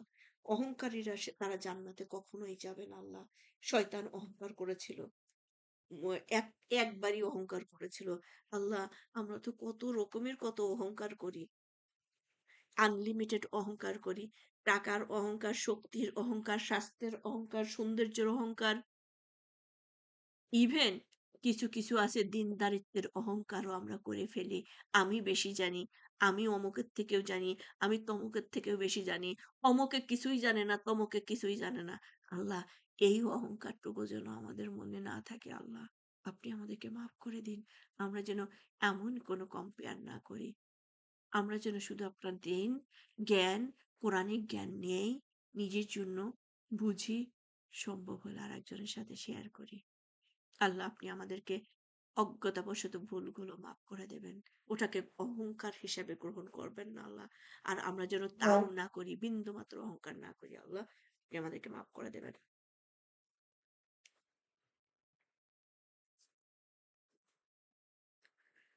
৩০ নাম্বার আয়াত। যারা তওবা অবলম্বন করেছিল তাদেরকে বলা হবে, তোমাদের রব কি নাজিল করেছেন? তারা বলবে, মহা কল্যাণ। যারা দুনিয়ায় নেক কাজ করে তাদের জন্য রয়েছে কল্যাণ এবং আখেরাতের আবাস আরো উত্তম। মুত্তাকিদের আবাসস্থল কত চমৎকার। আল্লাহ আপনি আমাদেরকে তওবা কবুলকারীদের মধ্যে শামিল করে নিন এবং সেই মুত্তাকিদের মধ্যে আমাদেরকে শামিল করে নিন। তা হলো অনন্তকালের স্থায়ী জান্নাত, যাতে তারা প্রবেশ করবে, প্রবাহিত হবে তার পাদদেশে নহরসমূহ। তাদের জন্য সেথায় তাই থাকবে যা তারা কামনা করবে। এভাবে আল্লাহ প্রতিদান দেবেন মুত্তাকিদের। সুবহানাল্লাহ, যা কামনা করবে, যা চিন্তা করবে, হ্যাঁ, সেটাই তার কাছে হাজির। সুবহানাল্লাহ। যাদের জান কবজ করে ফেরেশতারা তাদের পবিত্র থাকা অবস্থায়। ফেরেশতারা বলবে, তোমাদের প্রতি শান্তি বর্ষিত হোক। তোমরা যা করতে তাহার প্রতিদান জান্নাতে প্রবেশ করো। আচ্ছা, ৩২ নম্বর আয়াতটা আমি আবার পড়ছি। আমার ক্ষুদ্র জ্ঞানে যা বুঝছি, হয়তো মনে হয় এরকমই কিছু বলছেন আল্লাহ। যাদের জ্ঞান যাদের জান কবজ করে ফেরেশতারা তাদের পবিত্র থাকা অবস্থায়। তো আমাদের পবিত্রতা হাসিল আমরা কিভাবে করি? অজু, গোসলের মধ্য দিয়ে, তাই না? তার মানে আমার বডিতে এখন অজু নাই, দ্যাটস মিন আমি পবিত্র না। আমি মুমিন, আমি মুসলিম, আমি মহসিন, বাট আমি পবিত্র না। তাহলে পবিত্রদেরকে ফেরেশতারা বলবে, তোমাদের প্রতি শান্তি বর্ষিত হোক। তাহলে যখন আমার বডিতে যদি অজু থাকে, আমি যদি পবিত্র থাকি, তাহলে আমি ঈমানের উপরে থাকলাম। ফেরেশতারা এসে আমাকে বলবে, সালাম। সুবহানাল্লাহ, ক্যান ইউ ইমাজিন? আমরা সূরা তওবাতে পড়ে আসলাম যে ফেরেশতারা নাকে মুখে থাপড়াইতে, থাপড়াইতে বলবে, ওহে কলুষিত আত্মা বের হয়ে আসো। তাহলে বোনেরা, আমরা উদুটা যেন কখনো না ছাড়ি, কখনো না ছাড়ি। এবং আমাদের গোসল ফরজ হলেও ওই মুহূর্তে আমি গোসল করতে পারছি না, কিন্তু আমি অজু করব। অজু করে আমি ঘুমাতে যাব। তাতে কিন্তু আমার বডিটা পবিত্র হয়ে গেল। আর নামাজ, আমি গোসল করে নামাজ করব। সুবহানাল্লাহ। সো বোনেরা, আমি বললাম যে যতটুকু মনে হলো আমার যা বুঝলাম তাই আপনাদের সাথে শেয়ার করার চেষ্টা করলাম। তাহলে আমি আমাকেই দাওয়াত দিচ্ছি যে, সুফিয়া, তুমি কখনো অজু ছাড়া একটা সেকেন্ড থেকো না। তুমি তো জানো না কখন তোমার রূহ কবজ হবে। ৩৩ নম্বর আয়াত। তারা কি শুধু এর অপেক্ষা করছে যে তাদের কাছে ফেরেশতারা আসবে অথবা আপনার রবের আদেশ পৌঁছবে? তাদের পূর্ববর্তীরাও এরূপই করেছিল। আল্লাহ তাদের উপর কোনো অবিচার করেননি। কিন্তু তারাই নিজেদের উপর অবিচার করত। অবশেষে তাদের উপর আপতিত হয়েছিল তাদেরই মন্দ কাজের শাস্তি এবং যা নিয়ে তারা ঠাট্টা বিদ্রুপ করত তাই তাদের পরিবেষ্টন করেছিল। ৫ নাম্বার রুকু ৩৫ নম্বর আয়াত সূরা নাহল। আর মুশরিকরা বলবে, যদি আল্লাহ ইচ্ছে করতেন তবে আমরা তাকে ছাড়া অন্য কোনো কিছুর ইবাদত করতাম না এবং আমাদের পূর্বপুরুষরাও করত না। আর তার আদেশ ব্যতিরেকে কোনো কিছু হারামও করতাম না। এরূপই করেছিল তাদের পূর্ববর্তীরা। রাসূলদের দায়িত্ব তো শুধু স্পষ্ট বাণী পৌঁছে দেওয়া। তাহলে এই ৩৫ নম্বর আয়াতে কাফেররা, মুনাফিকরা বা মুশরিকরা অথবা ধান্দাবাজরা আল্লাহকে দায়ী করছে। আল্লাহর ইচ্ছা হইছে আমাদেরকে ঈমান দেয় নাই তাই আমরা আমি পাপ কাজ করছি। হুম? সো এই আল্লাহর হুকুমের বাইরে তো আর কিছু করি না। এদের জন্য আ হযরত ওমর একটা সুন্দর সমাধান আমাদের দেখায় দিয়ে গেছেন। এদেরকে ধইরে নিয়ে চেলাকাঠ দিয়ে পিটাও যে আল্লাহর ইচ্ছা হইছে তোরে চেলাকাঠ দিয়ে পিটানো তাই তোরে পিটাইলাম। তুই মাইর খা তারপরে পরে কথা ক। হুম? যে আল্লাহরে দোষারোপ করতেছিস যে তোর অন্যায়ের জন্য আল্লাহ আ করছে, সিলেক্ট করছে। বেটা সো এগুলো যারা এই কথাগুলো বলে তারা কিন্তু দেখেন মুশরিক, বিধর্মী, কাফের এরা। মুমিনরা এই কথা বলে না। মুমিনরা বলে আমরা চেষ্টা করছি আল্লাহর রহমত পাওয়ার জন্য, আল্লাহকে ভয় করি, আল্লাহর রাজি খুশির জন্য আল্লাহর নির্দেশিত পথে চলার চেষ্টা করছি। হুম? আমরা বিশ্বাস করি আল্লাহর হুকুমের বাইরে কিছু হয় না। আমরা বিশ্বাস করি আল্লাহ আমাদেরকে স্বাধীনতা দিয়েছেন, নফসের স্বাধীনতা দিয়েছেন। আমি এই নফসে যেহেতু আল্লাহ আমাকে স্বাধীন করে দিয়েছেন নফসকে, তখন আমরা এই স্বাধীন নফসকে উল্টাপাল্টা ব্যবহার করা থেকে নিজেকে যারা রক্ষা করতে পারে, করে কন্ট্রোল করে তারাই মুহসিন, মুত্তাকি, মুমিন। আর যারা করতে পারে না, যারা করে না, করার চেষ্টাও করে না, তারাই মুশরিক, মুনাফিক, কাফের। ৩৬ নম্বর আয়াত। আমি প্রত্যেক উম্মতের মধ্যেই কোনো না কোনো রাসূল প্রেরণ করেছি। এ নির্দেশ প্রচারের জন্য যে তোমরা আল্লাহর ইবাদত করো এবং তাগুত থেকে দূরে থাকো। অতঃপর তাদের মধ্য থেকে কতককে আল্লাহর হেদায়েত দান করেন এবং কতকের উপর গোমরাহি অবধারিত হয়ে গেল।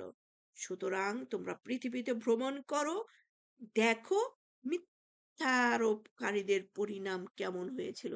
ওই যে যেটা বললাম ওই কথাই আল্লাহ বলতেছেন। তাদেরকে দিয়েছি, স্বাধীনতা দিয়েছি, কিতাব দিয়েছি, রাসূল দিয়েছি। কোনটা পজিটিভ, কোনটা নেগেটিভ সবকিছু দেখিয়ে দিয়েছি। ফলো করার দায়িত্ব তাদের। আর যারা ফলো করে নাই, একটু আশপাশে ঘুরো। বহু জায়গায় তো ভ্রমণ করতে যাও। ওই যে ভ্যাকেশন এ যাও, ওইসব জায়গায় ভ্যাকেশন গিয়ে দেখে আসো তাদের পরিণত কি হয়েছিল। তাহলে তুমি যখন উদ্ধত্ত দেখাবা তোমার পরিণতই এরকম হবে। ৩৭ নম্বর আয়াত। যদি আপনি তাদের হেদায়েত প্রাপ্তির আকাঙ্ক্ষাও করেন, তবুও আল্লাহ এমন লোকদেরকে হেদায়েত দান করেন না, যাদেরকে তিনি বিভ্রান্ত করেছেন এবং কেউ তাদের সহায়ও হবে না। হুম?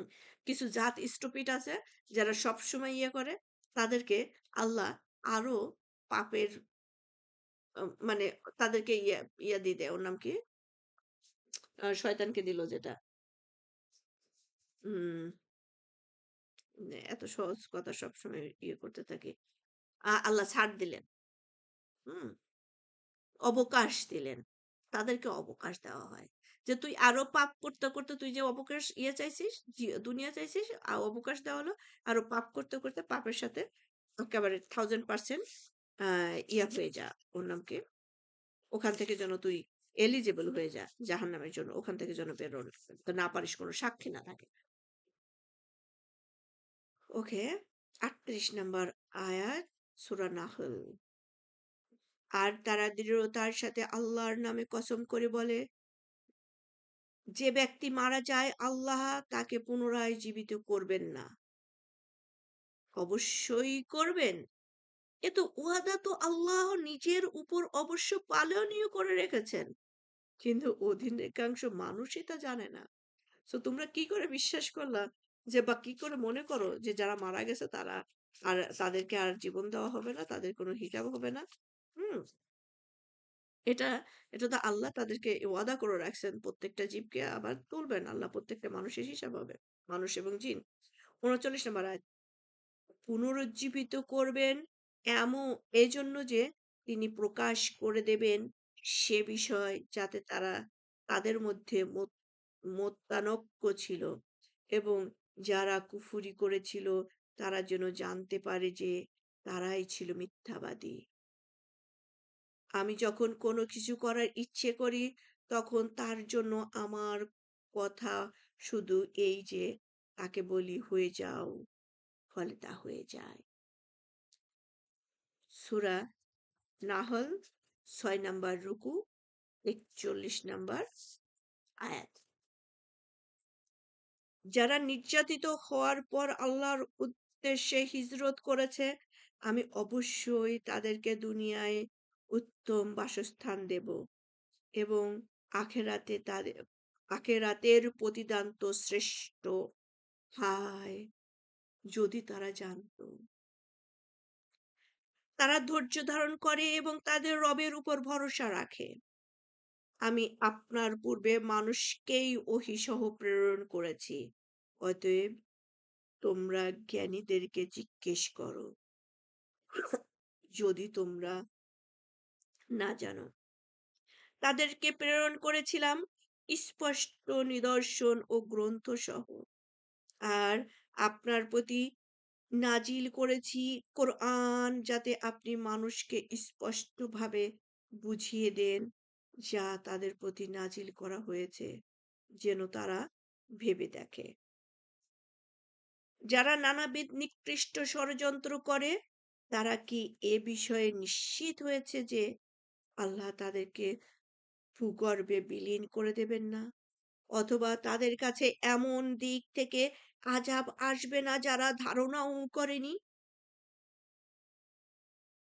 অথবা কাফেররা অথবা চলাফেরা চলাফেরা করতে থাকা অবস্থায় তিনি তাদেরকে পাকড়াও করবেন না তারা তো তা ব্যর্থ করতে পারবে না অথবা তিনি তাদেরকে পাকড়াও করবেন যা ভীত সন্ত্রস্ত অবস্থায় নিশ্চয়ই তোমাদের রব অতিশয় কৃপাময় পরম দয়ালু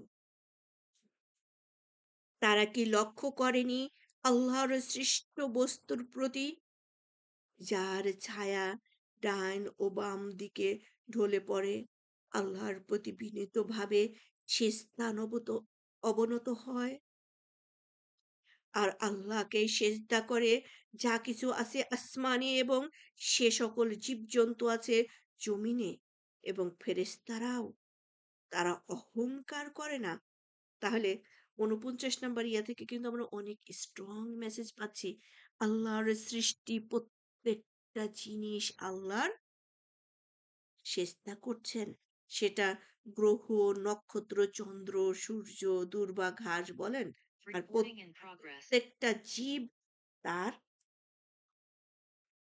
সেজদা করছে তাহলে এই মানুষ আর জিন তোমাদের এত কিসের অহংকার তোমরা এত কিসের অহংকার দেখাও যে তোমরা আল্লাহর সেজদা করো না ৫০ নম্বর আয়াত তারা তাদের উপর পরাক্রমশালী তাদের রবকে ভয় করে এবং তারা করে যা তাদেরকে আদেশ করা হয় ৪৯ এবং ৫০ নম্বর আয়াতটা আমি আবার পড়ছি যে কারা সেজদা করে এবং তাদের বৈশিষ্ট্যটাকে আর আল্লাহকে সেজদা করে যা কিছু আছে আসমানে এবং যে সকল জীবজন্তু আছে জমিনে এবং ফেরেশতারাও তারা অহংকার করে না তারা তাদের উপর পরাক্রমশালী তাদের রবকে ভয় করে এবং তারা করে যা তাদেরকে আদেশ করা হয়েছে তাহলে তাদেরকে যা আদেশ করা হয় তা তারা করে তারা সেজদা করে তারা রুকু সেজদা তারা আল্লাহর ইবাদত করে কেন তারা তাকে ভয় করে হ্যাঁ ৭ নাম্বার রুকু ৯১ নাম্বার ওহো! ৫১ নম্বর আয়াত। সূরা নাহল। আর আল্লাহ বললেন, তোমরা ২ মাবুদ গ্রহণ করো না। তিনি তো কেবল একমাত্র মাবুদ। সুতরাং আমাকেই ভয় করো। যা কিছু আছে আসমান ও জমিনে তা তারই এবং অবশ্য পালনীয় রূপে আনুগত্য তারই প্রাপ্য। তৎসত্ত্বেও তোমরা কি আল্লাহ ছাড়া অন্যকে ভয় করবে? আল্লাহ বলে দিলেন খুব হিসাব বাংলা একদম সহজ সরল কথা। যে যা কিছু পাচ্ছ, যা কিছু আছে বিশ্ব ব্রহ্মাণ্ডের তোমার জ্ঞানের মধ্যে যা আছে এবং জ্ঞানের বাইরে যা আছে সবকিছুই আমার। আমি তোমাকে দিচ্ছি। এবার তুমি বলো, তুমি আমাকে ছাড়া কার ইবাদত করবা? আর এই দুনিয়ার জীবনে তুমি যা কিছু পাচ্ছ সবকিছুই একটা টোকেন স্বরূপ, একটা স্যাম্পল স্বরূপ। এই স্যাম্পল ভোগ করার পরে যদি তুমি আমার ইবাদত করো, আমার শুকরিয়া আদায় করো, আমার কাছেই আসার চিন্তা করো, তাহলে তুমি পাবা অনন্তকাল সেই সুযোগ যার কোনো শেষ নাই। তুমি পাবে সেই রহমত যার কোনো শেষ নাই। জান্নাত, জান্নাতুল ফেরদাউস। কেন দুনিয়ার এই সাময়িক সময়ের জন্য উল্টাপাল্টা করছো? ৫৩ নম্বর আয়াত। তোমাদের কাছে যেসব নিয়ামত রয়েছে তা তো আল্লাহরই তরফ থেকে। আবার যখন দুঃখ দৈন্য তোমাদেরকে স্পর্শ করে তখন তোমরা তারই কাছে ফরিয়াদ করো। তারপর যখন আল্লাহ তোমাদের থেকে সে কষ্ট দূরীভূত করেন তখন তোমাদের মধ্য থেকে একদল স্বীয় রবের সাথে শরীক সাব্যস্ত করে। যা আমি তাদেরকে দান করেছি তা অস্বীকার করার জন্য। অতএব কিছু সময়ের জন্য মজা ভোগ করে নাও, অচিরেই জানতে পারবে। তাহলে এই যে দুনিয়ার বুকে তোমরা এক তো মাস্তি মাস্তানা না ফুর্তি মাস্তানা করছো কি যেন বলে, তা এটা খুবই সাময়িক সময়ের জন্য। দুনিয়া যেমন খুবই সাময়িক, দুনিয়ার ভোগও খুবই সাময়িক। এইটুক পেয়ে তোমরা এত তুষ্ট হয়ে গেলা, এইটুক পেয়েই তোমরা সবকিছু ভুলে গেলা, এক স্যাম্পল ভোগ করায়। অঢেল তো রয়েই গেছে। ৫৬ নম্বর আয়াত। আমি তাদেরকে যা দিয়েছি তা থেকে একটি অংশ তারা নির্ধারিত করে তাদের জন্য যাদের সম্বন্ধে তারা কিছুই জানে না। আল্লাহর কসম, তোমরা যে মিথ্যা উদ্ভাবন করো সে সম্বন্ধে অবশ্যই তোমরা জিজ্ঞাসিত হবে। চিন্তা করেন যে মানে যদি এভাবে আমরা একটা দুনিয়াবি এক্সাম্পলের দিকে তাকাই, যে বাবা মা আমাদেরকে একেবারে জন্ম থেকে সেই একদিনের বাচ্চা বা পেটে থেকে টেক কেয়ার করলো, সমস্ত ভালো মন্দ সবকিছু ওনারাই করছেন। আর আমি সম্মান করছি আমার পাশের বাড়ির কুকুর। হ্যাঁ? তাদেরকে আমি বাপ্পার মতো করে সেবা করছি। ওরকম করে তাদের সাথে যত্ন করছি। ওর গালের সাথে গাল লাগিয়ে বসে আছি এবং চিন্তা করছি এই কুত্তাই আমার জন্ম দিছে। নাউজুবিল্লাহ মিন জালিক। সো আল্লাহ সবকিছু দিচ্ছেন আল্লাহ আর আমি দরগায় গিয়ে সিন্নি দিচ্ছি। আমি দেবদেবীর পূজা করছি। তাই হচ্ছে না? যে এই দেবদেবী আমাকে সবকিছু দিচ্ছে। এই চন্দ্র সূর্য আমাকে সবকিছু দিচ্ছে। এই চন্দ্র যদি আলো না দিত, অক্সিজেন পেতাম কই? গাছগাছালি হতো কই? তাহলে ওরই ইয়া করি। আমরা এজন্য এরকম কোনো কিছু ইয়া না করি। আল্লাহর সাথে কোনো কিছুর অ্যাসোসিয়েট করা যাবে না। ৫৭ নম্বর আয়াত। তারা আল্লাহর জন্য নির্ধারিত করে কন্যা সন্তান। তিনি পবিত্র, মহিমান্বিত। আর তারা নিজেদের জন্য স্থির করে যা তারা কামনা করে। তাহলে এইখানে একটা জিনিস স্পষ্ট করে আল্লাহ বলে দিলেন, সৃষ্টি এবং স্রষ্টা তোমরা কেন কম্পেয়ার করো? তোমরা বলতেছো আল্লাহর কন্যা, ফেরেশতারা কন্যা সন্তান, আল্লাহ সন্তান গ্রহণ করেছে। আরে বোকা গর্দভ! এই যে তোমার হাতে যে ফোনটা আছে, তুমি বলতেছো আইফোন। এই ফোন দিয়ে এখন যদি ফোন যিনি সৃষ্টি করেছেন, তিনি তার স্রষ্টা। আর ফোনটা হলো সৃষ্টি। এখন তার স্রষ্টা কথা বলে, সৃষ্টিও কথা বলে। এখন যদি ফোন চিন্তা করে আমাকে যিনি সৃষ্টি করেছে তার গিগাবাইট কত? হুম? তার ইন্টারনেটের স্পিড কত? আচ্ছা, আমি তো ১ ক্লিকে ওয়ার্লড ওয়াইড মেসেজ দিতে পারি। আমি এখান থেকে অস্ট্রেলিয়া, আমেরিকা, কানাডা সব জায়গায় কথা বলতে পারি। আচ্ছা, আমার যিনি স্রষ্টা সে কোথায়, কোথায় কথা বলতে পারে? এই যে থিংকিংটা, iPhone যদি এরকম থিংক করে তাহলে ওর একটা স্টুপিড থিংকিং। আরে তুই তো সৃষ্টি। তোর স্রষ্টা কিরকম তুই তো জানিস না। আসলেও তো দেখেন তো আমরা তো জানি, তাই না? একটা ফোন এবং তাকে যে সৃষ্টি করেছে, ২ জনের সাথে কি মিল আছে? Nothing to do, nothing.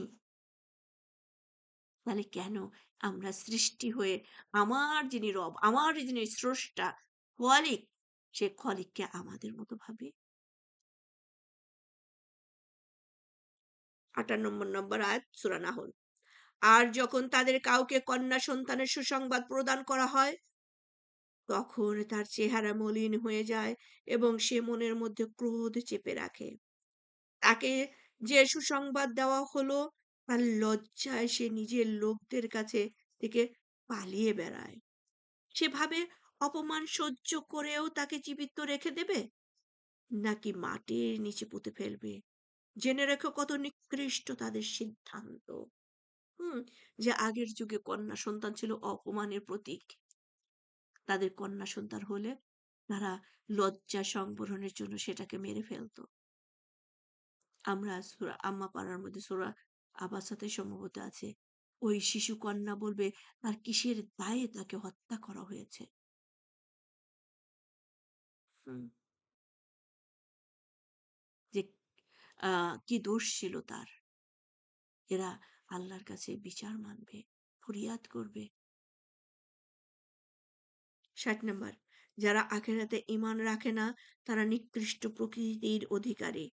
আর আল্লাহর জন্য রয়েছে মহত্তম গুণাবলী। তিনি পরাক্রমশালী, হিকমত ওয়ালা। ৮ নাম্বার রুকু, ৬০-৬১ নাম্বার আয়াত সূরা নাহল। আর আল্লাহ যদি মানুষকে তাদের জুলুমের কারণে পাকড়াও করতেন, তবে ভূপৃষ্ঠে চলমান কোনো কিছুরই রেহাই দিতেন না। কিন্তু তিনি এক নির্ধারিত কাল পর্যন্ত তাদের অবকাশ দেন। অবশেষে যখন তাদের নির্ধারিত সময় এসে যাবে, তখন তারা এক মুহূর্ত বিলম্ব করা করতে পারবে না। তাহলে এই যে আমরাও ছোট বড় চ আ অনেক পাপ করছি, গুনাহ করছি। আল্লাহ আমাদেরকে অবকাশ দিচ্ছেন।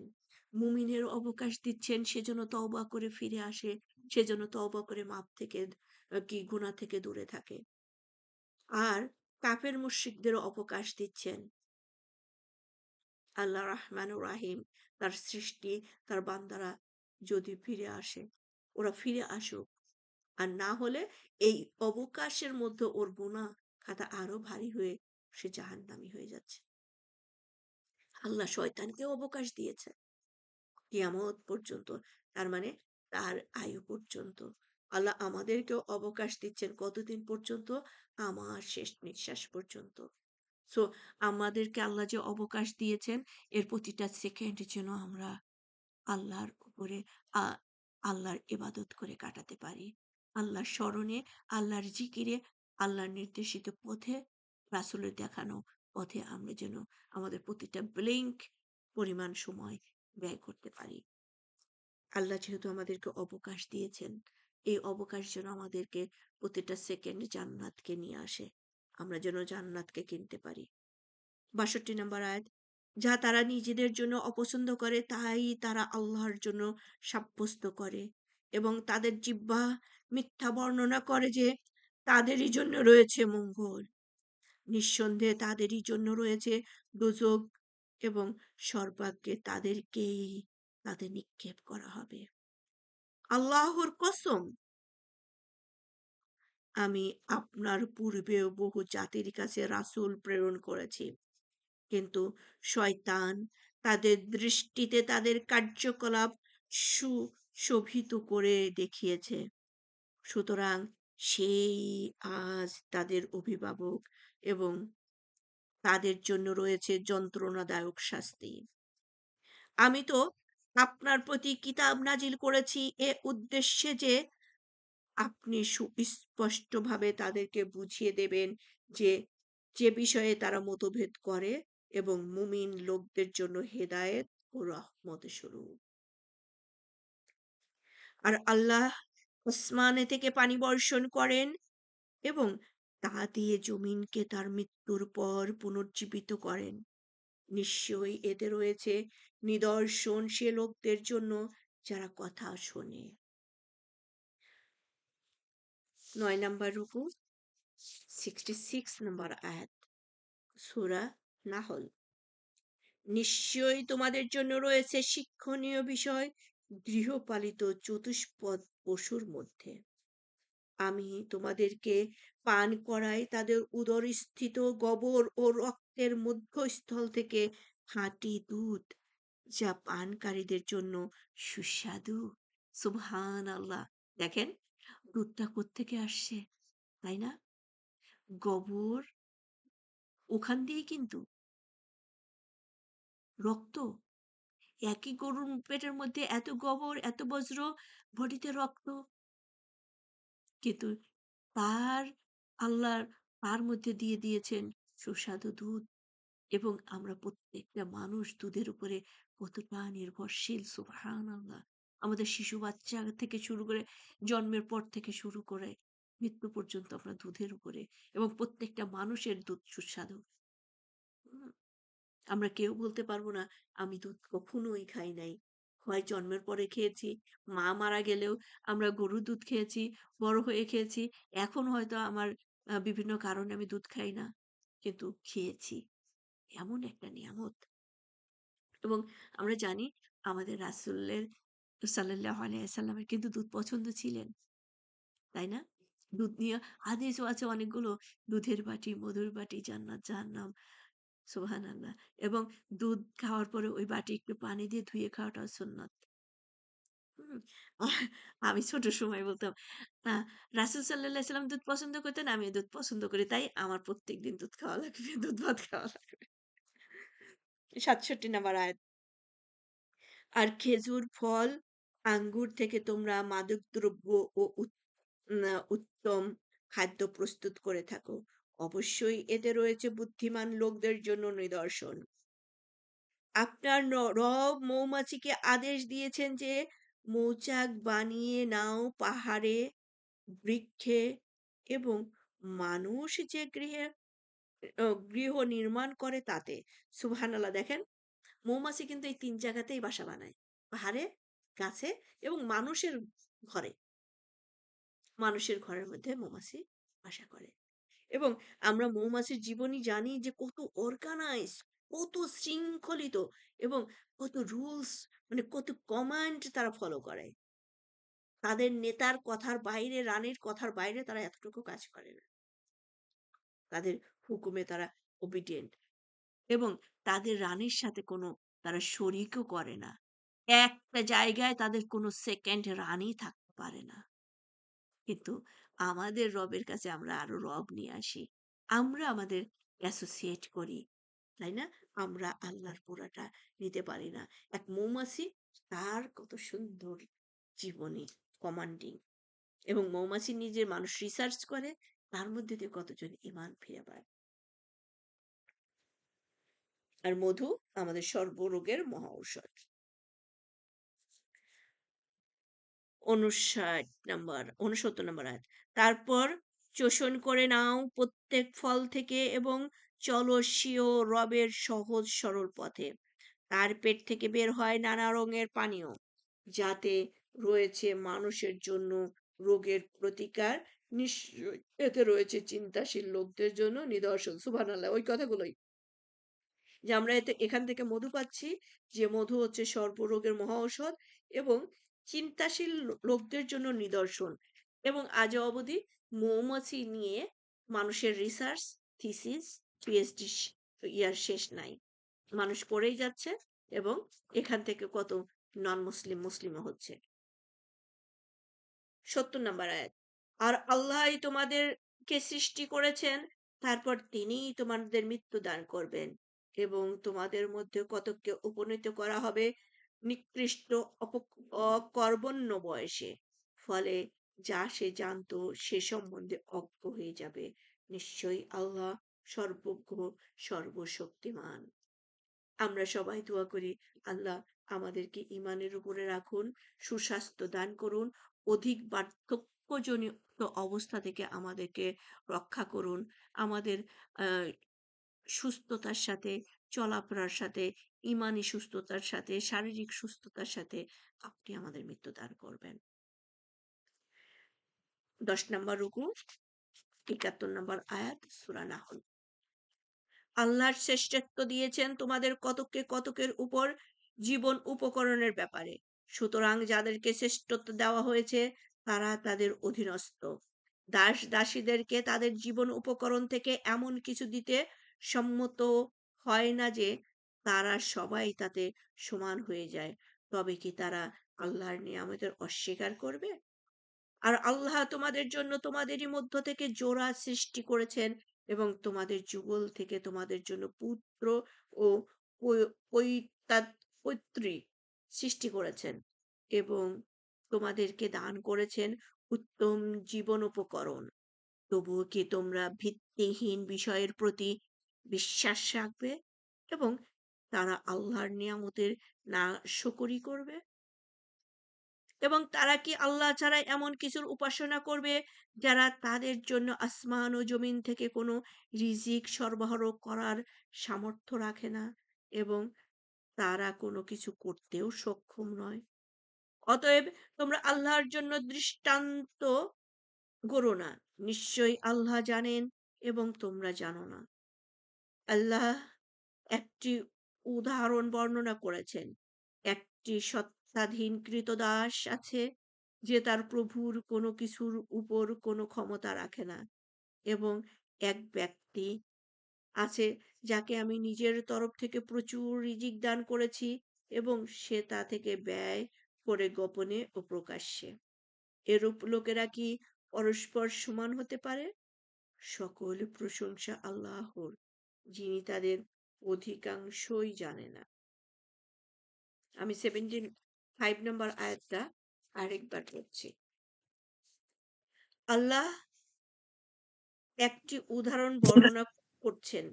একটি সত্তাধীন ক্রীতদাস আছে যে তার প্রভুর কোনো কিছুর উপর কোনো ক্ষমতা রাখে না এবং এক ব্যক্তি আছে যাকে আমি নিজের তরফ থেকে প্রচুর রিজিক দান করেছি এবং সে যা থেকে ব্যয় করে গোপনে ও প্রকাশ্যে। এরূপ লোকেরা কি পরস্পর সমান হতে পারে? সকল প্রশংসা আল্লাহর, কিন্তু তাদের অধিকাংশই জানে না।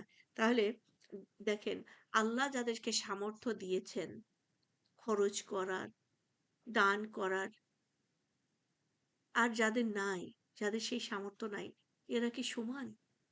আল্লাহ আপনাকে অঢেল দিয়েছেন, যতটুকু দিয়েছেন এটা আপনি আল্লাহর রাস্তায় ব্যয় করবেন। এটা আপনার আমার পরীক্ষার জন্য আল্লাহ দিয়েছেন। এমন সম্পদ আমরা যেন না রাখি যে সম্পদ আমাদের আল্লাহর রাস্তায় ব্যয় করতে বাধা সৃষ্টি করে। হুম? হয়। আ সম্পদ আমরা আল্লাহর রাস্তায় ব্যয় না করি, সেটা পুঞ্জীভূত করি। ৭৬ নম্বর আয়াত। আল্লাহ আরো উদাহরণ বর্ণনা করেছেন ২ ব্যক্তির। তাদের মধ্যে একজন বোবা, কোনো কাজই করতে পারে না। তাই সে তার মনিবের গলগ্রহ। মনিব তাকে যেখানেই পাঠায় সে ভালো কিছুই করে আসতে পারে না। সে কি ওই ব্যক্তির সমান হতে পারে যে ন্যায়ের আদেশ দেয় এবং সরল পথে রয়েছে? ৭৬ নাম্বার আয়াতে আমাদের অনেকেরই প্রশ্নের উত্তর রয়ে গেছে। আমি আমার মন থেকে এবাদত করি, অথবা আমার মন যখন চায় তখন এবাদত করব, অথবা আমি এবাদত ছাড়াই আল্লাহকে পাবো। এই যে আমরা যারা এবাদত ছাড়াই মনে করি আমি আল্লাহকে ভালোবাসি, আল্লাহর উপর আমার বিশ্বাস আছে, আমার এবাদত করা লাগবে না, আমি আল্লাহকে পাবো। দেখেন এই কথাটা এখানে বলছে। আল্লাহ আল্লাহ আরো উদাহরণ বর্ণনা করছেন ২ ব্যক্তির, যাদের মধ্যে একজন বোবা, কোনো কাজই করতে পারে না।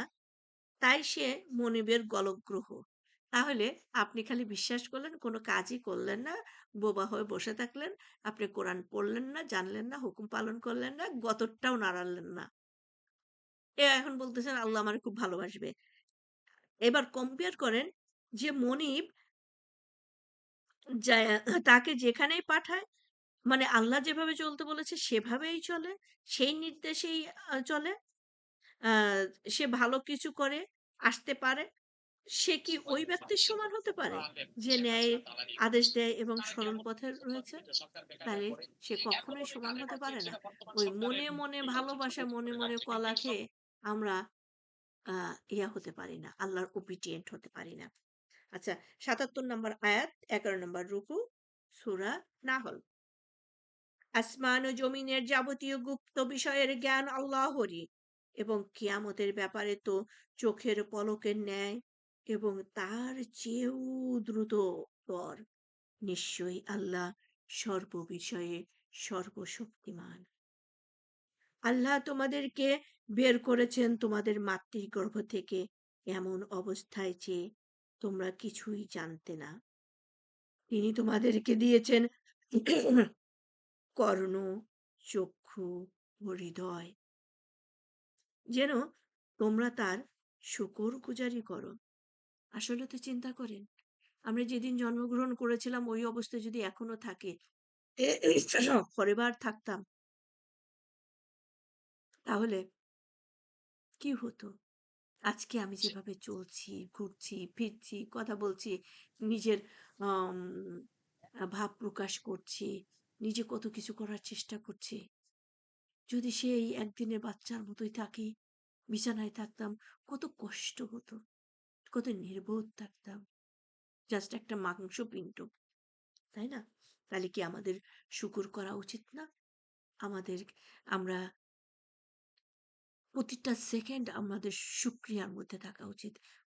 চেষ্টা করা, যত পারি আল্লাহর সেজদা করার।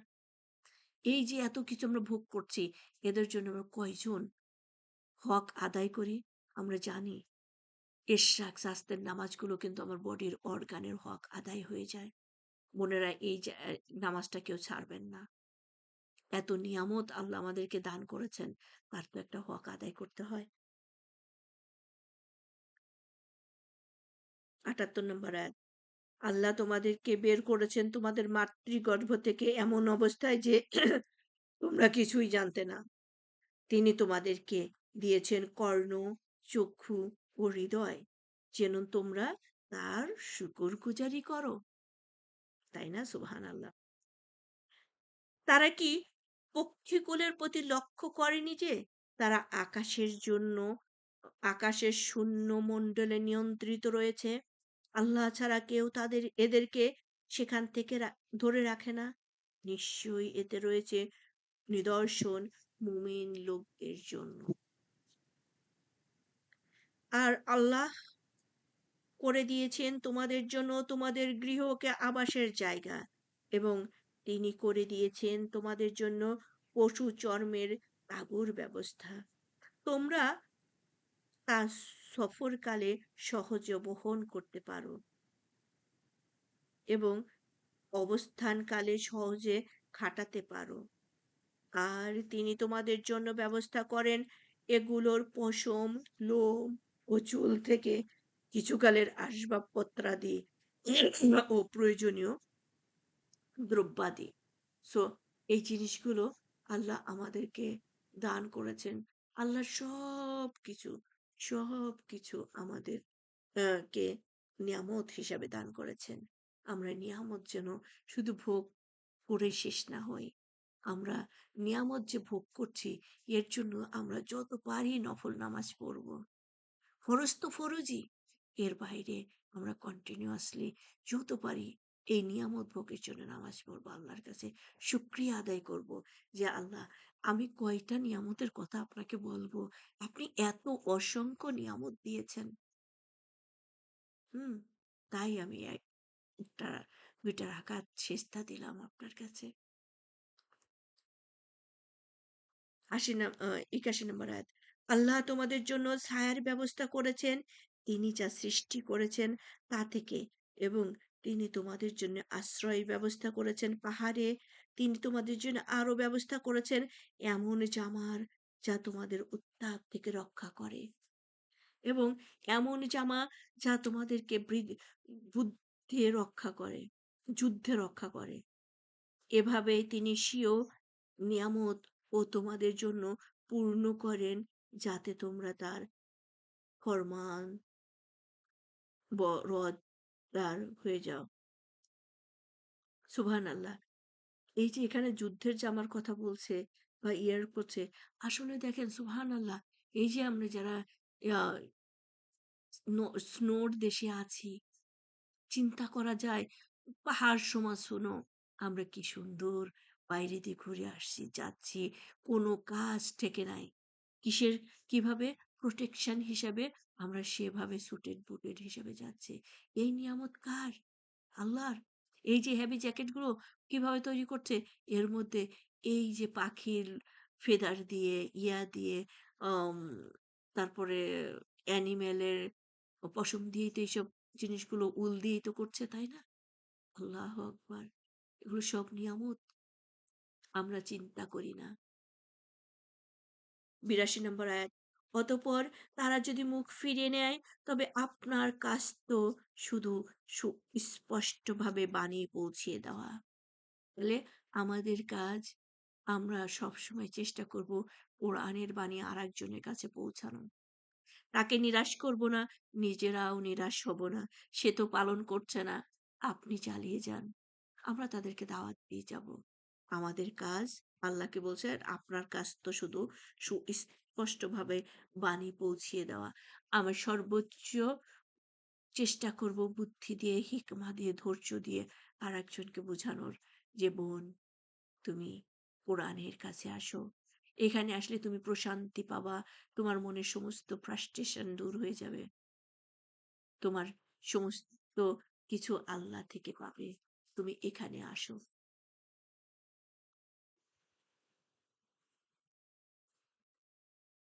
১২ নম্বর রুকু, ৮৪ নম্বর আয়াত, সূরা নাহল। ইয়া আল্লাহ, আমার তো আজকে শেষ হবে না, এখনো তো ৩ পেজ আছে। আউযুবিল্লাহি মিনাশ শাইতানির রাজিম। যেদিন আমি প্রত্যেক উম্মত থেকে একজন সাক্ষী দাঁড় করাবো, সেদিন কাফেরদেরকে কৈফিয়তের অনুমতি দেওয়া হবে না, এবং তাদের তওবাও কবুল করা হবে না। যখন জালিমরা আযাব প্রত্যক্ষ করবে, তখন তাদের থেকে তা হালকাও করা হবে না, এবং তাদেরকে অবকাশও দেওয়া হবে না। আর যখন মুশরিকরা তাদের শরীর দেব দেবতাদের দেখবে, তখন বলবে, হে আমাদের রব, এরাই আমাদের সেসব শরীক যাদের আমরা পূজা করতাম আপনাকে ছেড়ে। তখন ওরা তাদেরকে বলবে, তোমরা তো মিথ্যাবাদী। সেদিন তারা আল্লাহর কাছে আত্মসমর্পণ করবে, এবং তারা যে মিথ্যা উদ্ভাবন করত তা উধাও হয়ে যাবে। যারা কুফরি করেছে এবং আল্লাহর পথে বাধা সৃষ্টি করেছে, আমি তাদেরকে আযাবের উপর আযাব বাড়িয়ে দেব, কেননা তারা ফ্যাসাদ সৃষ্টি করত। কোন হুজুর বেশি শিক্ষিত? কতটি হুজুরে দিতে আজহারি ডক্টরেট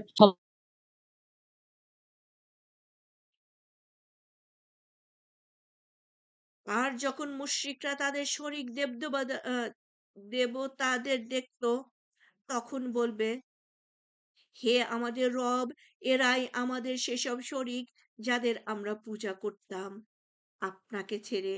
তখন ওরা তাদেরকে বলবে, তোমরা তো মিথ্যাবাদী। সেদিন তারা আল্লাহর কাছে আত্মসমর্পণ করবে, এবং তারা যে মিথ্যা উদ্ভাবন করত তা উধাও হয়ে যাবে। যারা কুফরি করেছে এবং আল্লাহর পথে বাধা সৃষ্টি করেছে, আমি তাদেরকে আযাবের উপর আযাব বাড়িয়ে দেব, কেননা তারা ফ্যাসাদ সৃষ্টি করত। সেদিন আমি প্রত্যেক উম্মতের মধ্যে তাদের বিষয়ে একজন সাক্ষী দাঁড় করাবো তাদেরই মধ্য থেকে, এবং আপনাকে আনবো তাদের বিষয়ে সাক্ষী রূপে। আমি আপনার প্রতি কিতাব নাজিল করেছি যা প্রত্যেক বিষয়ের সুস্পষ্ট ব্যাখ্যা, যা হেদায়েত, রহমত ও সুসংবাদ মুসলিমদের জন্য। 13 নম্বর রুকু, সূরা নাহাল, 90 নম্বর আয়াত। নিশ্চয়ই আল্লাহর আদেশ করেন ন্যায় বিচার করার ও সদাচরণের এবং আত্মীয় স্বজনকে দান করার, আর তিনি নিষেধ করেন অশ্লীলতা, অসঙ্গত কাজ ও অবাধ্যতা করতে। তিনি তোমাদেরকে উপদেশ দেন যাতে তোমরা শিক্ষা গ্রহণ করো। যখন তোমরা পরস্পর আল্লাহর নামে অঙ্গীকার করো তখন তা পূর্ণ করো এবং আল্লাহকে জামিন করে নিজেদের কসম দৃঢ় করার পর তোমরা তা ভঙ্গ করো না। নিশ্চয়ই আল্লাহ জানেন তোমরা যা করো। তোমরা হয়েও না ওই উন্মাদিনী নারীর মতো যে তার সুতা মজবুত করে পাকানোর পর তার পাক খুলে টুকরা টুকরা করে ছিঁড়ে ফেলে। তোমরা পরস্পরকে প্রবঞ্চনা করার জন্য নিজেদের কসমকে ব্যবহার করে থাকো, যাতে এক দল অন্য দল অপেক্ষা অধিক জ্ঞান বা লাভবান হয়ে যায়। এত দ্বারা আল্লাহ তো শুধু তোমাদের পরীক্ষা করেন। অবশ্যই আল্লাহ তোমাদের কাছে কিয়ামতের দিন স্পষ্টভাবে প্রকাশ করে দেবেন যে বিষয়ে তোমরা মতভেদ করতে। আর যদি আল্লাহ চাইতেন তবে তোমাদেরকে এক উম্মত করে দিতেন, কিন্তু তিনি যাকে ইচ্ছে গোমরাহ করেন এবং যাকে ইচ্ছে হেদায়েত দান করেন। আর অবশ্যই তোমরা জিজ্ঞাসিত হবে সে বিষয়ে যা তোমরা করো।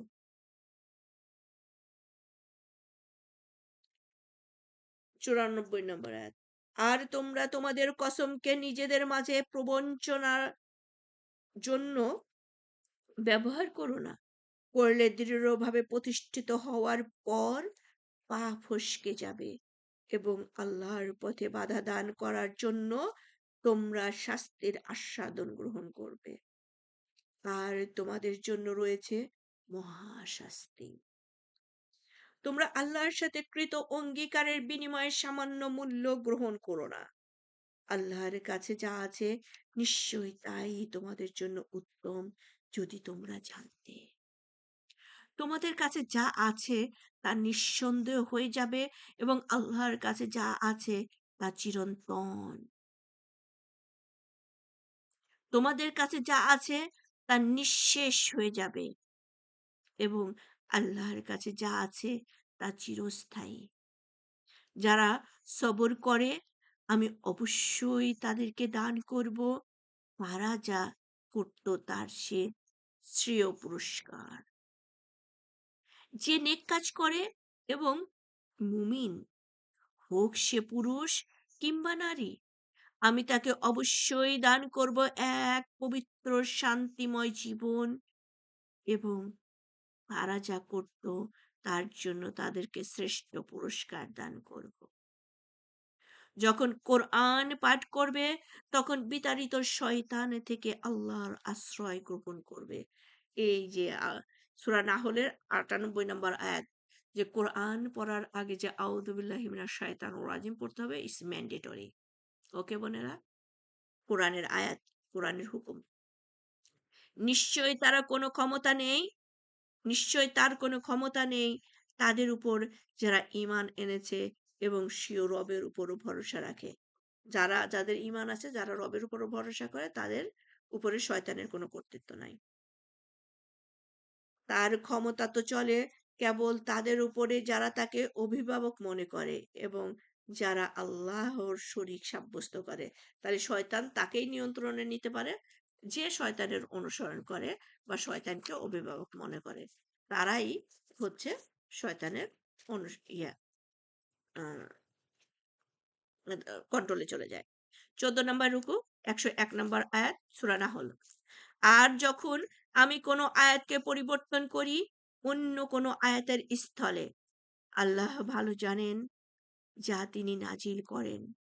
যখন কাফেররা তখন কাফেররা বলে, আমি তো কেবল মন গড়া কথা বলেন। আপনি তো কেবল মন গড়া কথা বলেন। বরং তাদের অধিকাংশ লোকই জানে না।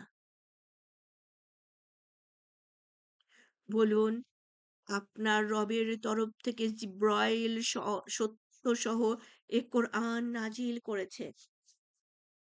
যারা মুমিন তাদেরকে দৃঢ়ভাবে প্রতিষ্ঠিত করার জন্য এবং হেদায়েত ও সুসংবাদ স্বরূপ মুসলিমদের জন্য। আর আমি অবশ্যই জানি যে তারা বলে, তাকে তো শিক্ষা দেয় জনৈক মানুষ, যার প্রতি তারা ইঙ্গিত করে তার ভাষা তো আরবি নয়, অথচ এ কোরআন সুস্পষ্ট আরবি ভাষায়। যারা আল্লাহর আয়াতে ঈমান আনে না, আল্লাহ তাদেরকে হেদায়েত করেন না এবং তাদের জন্য আছে যন্ত্রণাদায়ক আযাব। আল্লাহুম্মা আযিনি মিনান নার, আল্লাহুম্মা আযিনি মিনান নার, আল্লাহুম্মা আযিনি মিনান নার। যারা আল্লাহর আয়াতে ঈমান আনে না, আল্লাহ তাদেরকে হেদায়েত করেন না এবং তাদের জন্য আছে যন্ত্রণাদায়ক আযাব। বস্তুত মিথ্যা তো তারাই উদ্ভাবন করে যারা আল্লাহর আয়াতে ঈমান রাখে না এবং তারাই প্রকৃত মিথ্যাবাদী। কেন তার ঈমান আনার পর আল্লাহর সাথে কুফরি করলে এবং কুফরির জন্য স্বীয় হৃদয় উন্মুক্ত রাখলে তার উপর আল্লাহর গজব আপতিত হবে এবং তার জন্য আরো আছে মহা শাস্তি। তবে তার জন্য নয় যাকে কুফরি করার জন্য জবরদস্তি করা হয় অথচ তার অন্তরে ঈমান অবিচলিত থাকে। তার মানে জোর করে যদি আমাকে দিয়ে কেউ কুফরি করায়, বাট আমি মন থেকে চাচ্ছি না, আমি করব না, আমাকে পিস্তল ধরে করানো হচ্ছে, সেটার জন্য আল্লাহ আমাকে ধরবেন না। সেটার জন্য আমার মন আল্লাহ দেখবেন। বাট এটা আবার বলব না, আমার অফিসের বস তো আমাকে এভাবে যেতে বলছে। সো এখন ওটা তো আমি বাধ্য তাই যাচ্ছি। এটা কিন্তু হবে না। ১০৭ নম্বর আয়াত। এটা এজন্য যে তারা দুনিয়ার জীবনকে আখেরাতের উপরে প্রাধান্য দিয়েছে এবং এ কারণে যে আল্লাহ তো কাফের লোকদেরকে পথ প্রদর্শন করেন না। এরাই তারা যাদের অন্তর, কর্ণ ও চক্ষুর উপর আল্লাহ মোহর মেরে দিয়েছেন। আর এরাই প্রকৃত কাফের। নিঃসন্দেহে এরাই আখেরাতে ক্ষতিগ্রস্ত হবে। নিশ্চয়ই যারা দুঃখ কষ্ট ভোগের পর হিজরত করেছে, পরে জিহাদ করেছে এবং সবর করেছে, আপনার রব এসবের পর তাদের প্রতি অবশ্যই পরম ক্ষমাশীল, পরম দয়ালু।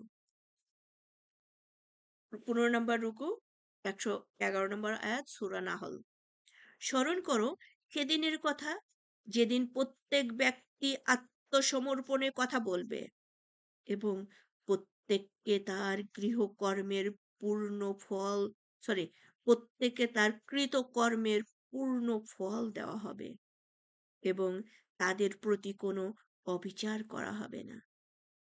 আল্লাহ অবস্থা বর্ণনা করছেন এক জনপদের, যা ছিল নিরাপদ ও নিশ্চিন্ত, যেখানে সর্বাধিক থেকে প্রচুর জীবন উপকরণ পৌঁছত। তারপর তার বাসিন্দারা আল্লাহর নিয়ামতের নাশকরি করল।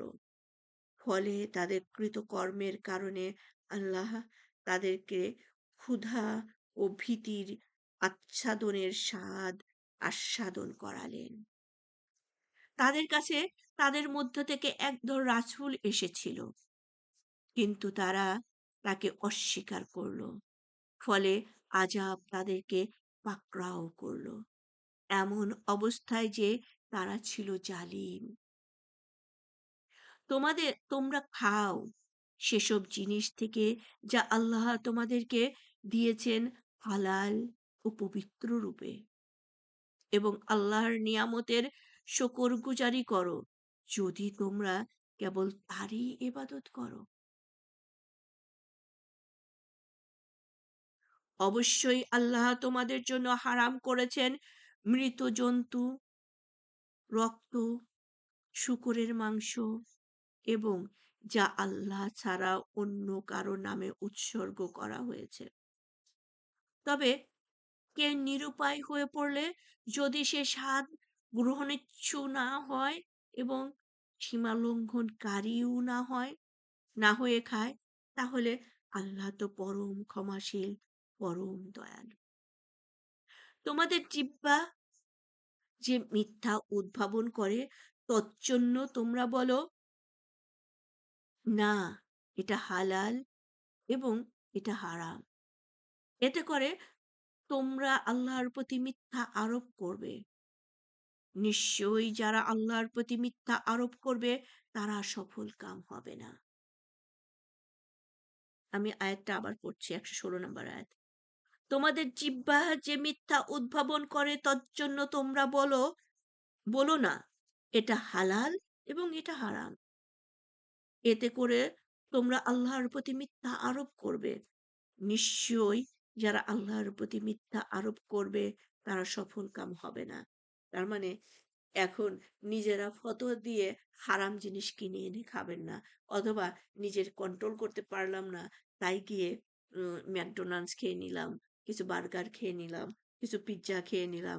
হ্যাঁ, এখন নিজের জিহ্বার কন্ট্রোল নাই, আর বলে নিলাম এগুলো হালাল। ১১৭ নম্বর আয়াত। তাদের মুখ সম্ভোগ সামান্য ক্ষণস্থায়ী এবং তাদের জন্য রয়েছে যন্ত্রণাদায়ক আযাব। মানে কি?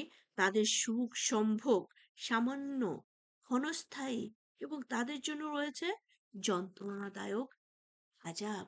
এই যে ফতোয়া দিয়ে খেয়ে আসলা, হ্যাঁ? হালাল বার, হালাল নাইট ক্লাব।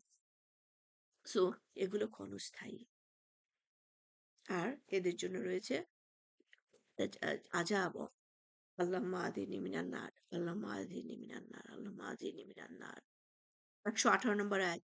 আমি তো ইহুদীদের জন্য কেবল তাই হারাম করেছিলাম যা আপনার কাছে পূর্বে উল্লেখ করেছি।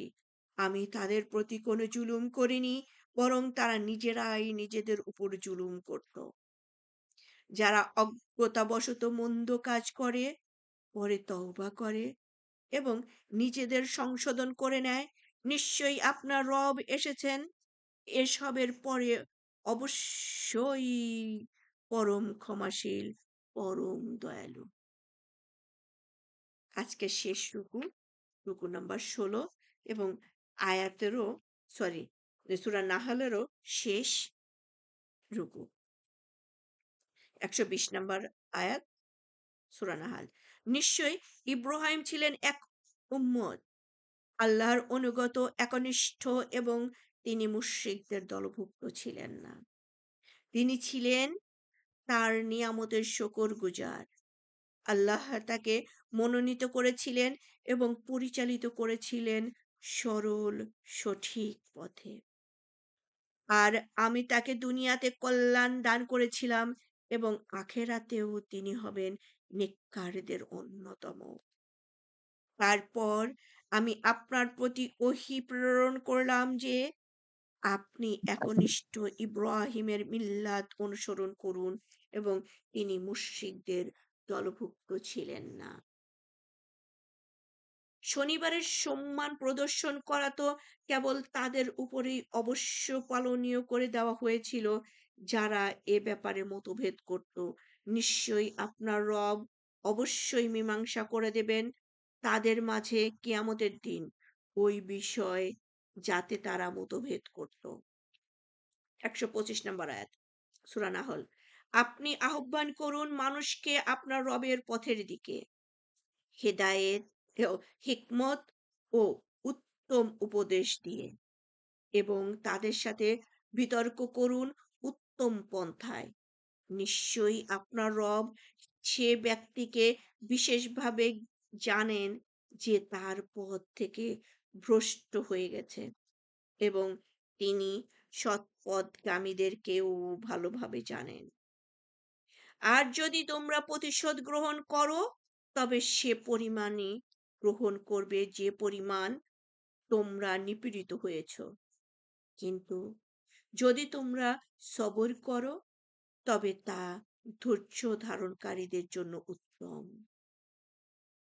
আপনি সবর করুন, আর আপনার সবর করা তো কেবল আল্লাহরই সাহায্য। তাদের কারণে দুঃখ করবেন না, এবং তারা সেসব ষড়যন্ত্র করেছে সেজন্য সংকীর্ণ মনে হবেন না। আজকের শেষ আয়াত, সূরা নাহল। নিশ্চয়ই আল্লাহ তাদের সাথে আছেন যারা তাকওয়া অবলম্বন করে এবং যারা নেককার।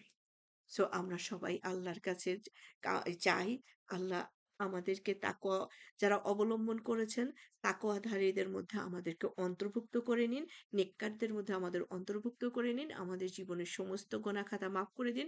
আমাদের পিতা মাতা, আত্মীয় স্বজন, আমাদের শিক্ষক, আমাদের সহপাঠী, আমরা বিলিং কপ পরিমাণ সময়ের জন্য যাদের সাথে মিশি, প্রত্যেককে আপনি তাকওয়াধারীদের মধ্যে অন্তর্ভুক্ত করে নিন।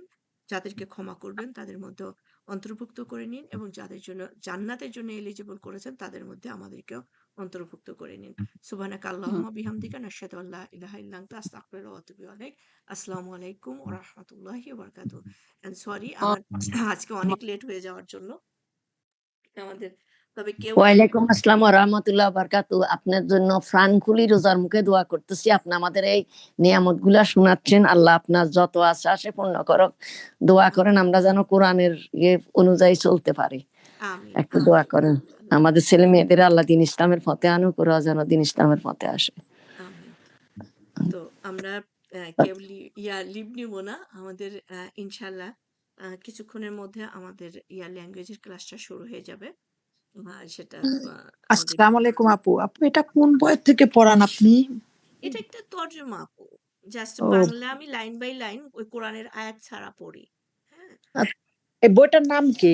এটা কোরআনুল করিম, বঙ্গানুবাদ কোরআনুল করিম, আর এটা হলো খসরো, মানে এটা ল্যাঙ্গুয়েজটা সহজ লাগে আমার কাছে। Recording stopped. খুবই সহজ, খুবই ভালো লাগলো। জি, জি, শুনতে জি। ভালো লাগে। মানে ওই এইজন্যই আমি এটাকে একটু করি সাবলীল। আমার কাছে মনে হয় যে সাবলীল উপস্থাপন, ইয়েটা কি বলবো?